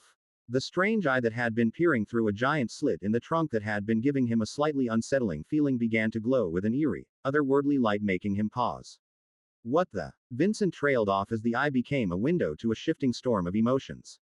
Anguish, rage, fear, and despair that weren't his began to flood his mind. He tried to fight back the flood of emotions with his own emotions infused with chi, but it felt like he was warding off a tsunami with a shovel. How is this possible? Vincent lost control of his half-formed technique and clutched his head, yet he could not tear his gaze away from that strange eye. The air around the spirit tree began to vibrate with an ominous hum, distorting the space between them as reality itself seemed to buckle under the weight of the tree's gaze, telling Vincent that this was only the beginning. Something far more horrifying was coming. His fears came true when an attack was unleashed at him from the eye. A torrent of spectral faces and shadowy figures erupted out of the slit in the trunk as if it had served as their eternal prison, and they would do anything to escape. They rushed toward him, each one screaming in torment as if they were being burned alive. They twisted and writhed, clawing through the air as they quickly made their way over the vast forest and city standing between himself and the mountain peak. Not even his rings of gravity gave the incoming attack pause. No. Stay away, was all Vincent managed to utter as he was engulfed by the amalgamated echoes of all the souls. The world went dark as a suffocating aura enveloped him, isolating him from reality as he was dragged down by the screaming spirits into the darkest corner of his consciousness. He was surrounded on all sides by haunting faces of monsters and people. Each spirit screeched a confused mess of grief, fears, and unfulfilled desires. Am I going to die in the corner of my own mind? Vincent shouted in a mixture of rage and confusion. Luckily, the spirits faded away once they were done with their complaints, and the burden on his mind lessened. It took a while for Vincent to wrestle back a semblance of control, but once he did, he used illusion chi to fight back the spirits. That's no ordinary spirit tree, Vincent concluded what should have been obvious when he first saw it. The divine energy control and that tree is the all-seeing eye. It's not a mere spirit tree, and the one who stands behind Stella isn't a simple immortal. It's a divine tree. For it to have cultivated this level of bloodlust, it must have slaughtered entire worlds. A wild grin appeared on his face as he slashed away at the spirits, purging them from his mind, and I got the first hit. I've always wanted to kill a deity. Who knew today would be my lucky day to kill something heralded as an evil god? Ashlock felt oddly lighter after unleashing all the stored-up anguish he had accumulated from devouring entire pocket realms of monsters. Seeing their souls escaping his eye and clawing their way toward Vincent almost made him shudder. I was storing all of that inside me. Ashlock sighed. He was never going to beat the evil god allegations. Especially if any mortals happened to have been looking at the sky and saw what happened. Due to my soul fortress skill, I do look like a massive beacon of golden light through the darkness of the storm, so I wouldn't be surprised if a few gazes were sent my way. That aside, Vincent seemed to be struggling to fight off the anguish he had sent his way. The man was clutching his head and screaming. But the gravity rings around him were still there, and there was now a maelstrom of out-of-control illusion chi surrounding him. Now would be a good opportunity to try and kill him. But for that, I need to get a closer look. Ashlock took the opportunity and quickly opened a portal above his head. Peering through with his evil eye, he got a bird's eye view and could finally see what the millions of blood-red strings were linked to. Despite the intense storm blanketing the city, the streets were full of people. It was as if a city-wide street party was going on, except the people weren't drinking and having fun. Young or old, clothed or not, they were relentlessly dashing through the muddy streets like feral dogs with an almost inhuman vigor, especially considering the poor weather conditions that would slow anyone sane down. Now that he looked closer, they ran faster than even Chi realm cultivators could. Where are they going? Ashlock switched to his Eye of the Tree God skill, and along with his red-tinted gaze, Vincent returned to being invisible as if he had been a figment of his imagination. Glancing around, Ashlock came to a terrible realization. It wasn't only mortals and cultivators from Darklight City. There were also many affected in Ashfallen City, and due to the proximity, it was easier to tell their destination by watching the feral people of Ashfallen City scaling the mountain range toward Red Vine Peak. They were coming for him. Soul Fire Realm enemy detected in range of the Voidstorm Aegis. Hold fire. Ashlock quickly returned to Red Vine Peak. While his Voidstorm Aegis was powerful, it was also one of his most costly abilities. Despite his leap in cultivation since acquiring the skill, his entire chi pool would be drained after a few hundred strikes, and his chi was already strained with keeping the beast tied back. Wasting a strike on a Soul Fire Realm enemy that he could pulverize with a fragment of his soul pressure was an utter waste. To his surprise, he found a distraught Stella who was holding a feral-looking man in place with telekinesis. Stella. Tree. What happened to you? Stella was standing among some pieces of wood that had flown off during the earlier impact and was staring up at the sizable dent in his trunk. Vincent attacked me. I have him incapacitated for now, but it might not last for long. Ashlock hurriedly explained, what is up with this guy? Sensing the urgency in his voice, Stella didn't waste time and explained. This is Sullivan, my human pet that helped me find the warehouses. We were investigating the final warehouse together under the Flamehunt residence. We found Calith and the rest of the Flamehunt family hanging from chains. I was trying to free them when all of them, including Sullivan here, suddenly acted crazy. Stella paused to catch her breath. I didn't know what to do. They ripped off the chains and leapt at me. I killed one of them, and they exploded like a supernova but at the level of the Soul Fire realm. I see. Ashlock switched to his evil eye and inspected Sullivan. His soul core and spirit roots have been overtaken by blood chi, which is linked to Vincent. For some reason, he is controlling them and sending them toward Red Vine Peak. He paused as he realized Vincent's plan. I think he is using them as decoys to distract the Voidstorm Aegis. Stella looked confused. Can't you just tell the array to not kill the mortals? I can, but I doubt Vincent knows that. But that still leaves the issue of millions of people with the strength of a Soul Fire Realm cultivator and far more physical strength than should be possible converging on my location. Even if I don't use the Voidstorm Aegis array, I still need to deal with them somehow. Let me try something. Ashlock used desolation chi imbued with his relatively shallow understanding of blood Dao. To his surprise, it took around as much time as melting the blood clone back in the warehouse. But in a way, it made sense, as affecting the chi inside someone's body was a more intensive process. Sullivan collapsed to the ground and coughed up a stomachful worth of blood. He looked deathly pale and was shaking. What happened to me? Vincent took control of your body, Stella explained. Do you remember anything? We were investigating the Flamehunt residence, and then. His face twisted in confusion. A voice told me that my deepest desire would be fulfilled if I made it to Red Vine Peak and touched the spirit tree. I don't know why, but I believed it with all my heart and was filled with more strength than I have ever felt to carry out this task. Why do I feel so weak now? What happened to me? Stella looked to Ashlock for the answer. His soul core has shattered under the strain. He's been reduced to immortal. Ashlock explained. Stella grimaced and relayed what was said, and the utter despair on Sullivan's face was saddening. Don't worry. Stella patted him on the back. I take good care of my pets. Surely you can try to form a new one. I'll raise you into an even more powerful cultivator than before. Sullivan didn't seem to believe her, as he stayed kneeling on the ground and staring at his hands. I'm immortal now. A powerless weakling. Gee, stop crying. Stella planted a truffle and a few fruits in his hand. Eat these, and you will feel better than before. She straightened her back and asked Ashlock, what should we do? I'm not sure. Desolation chi will be too costly to use on every individual mortal to save them from Vincent's control and will cause the beast tide to descend upon us faster. If I target the connection Vincent has with them, it might weaken them, but it is unlikely to stop them and will be a waste of chi. I fear the only solution is to kill them. Ashlock knew not all of the people who had taken the blood pills were part of the eyepatch group and opposed him, but this was Vincent's plan, to weaponize the populace against him, and he wasn't in a position to be nice and try to save them all. Myself and the others could try and deal with them. Stella suggested. There's what? A dozen of you. While these foes are weak, 1,000,000 of them are heading toward us from all sides. It's like a beast tide but of humans. I could create barriers of spatial chi to halt their advance, but that's a temporary measure. I could also try to devour them, but I will likely get overwhelmed if they all come simultaneously. He could only make so many vines to eat prey. Stella nodded. I will go gather the others, and we will try to think of what to do. You focus on Vincent. But if you need my help, feel free to call on me. She vanished into the ether in a flash of white flames, leaving Sullivan alone. Ashlock ignored the depressed guy and cast his gaze back to Vincent floating above the city, dealing with the anguish he sent his way.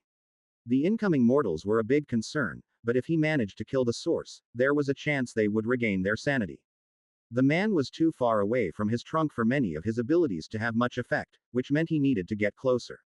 Bastions, Ashlock called through his root network, it's time to rise in defense of Ashfallen.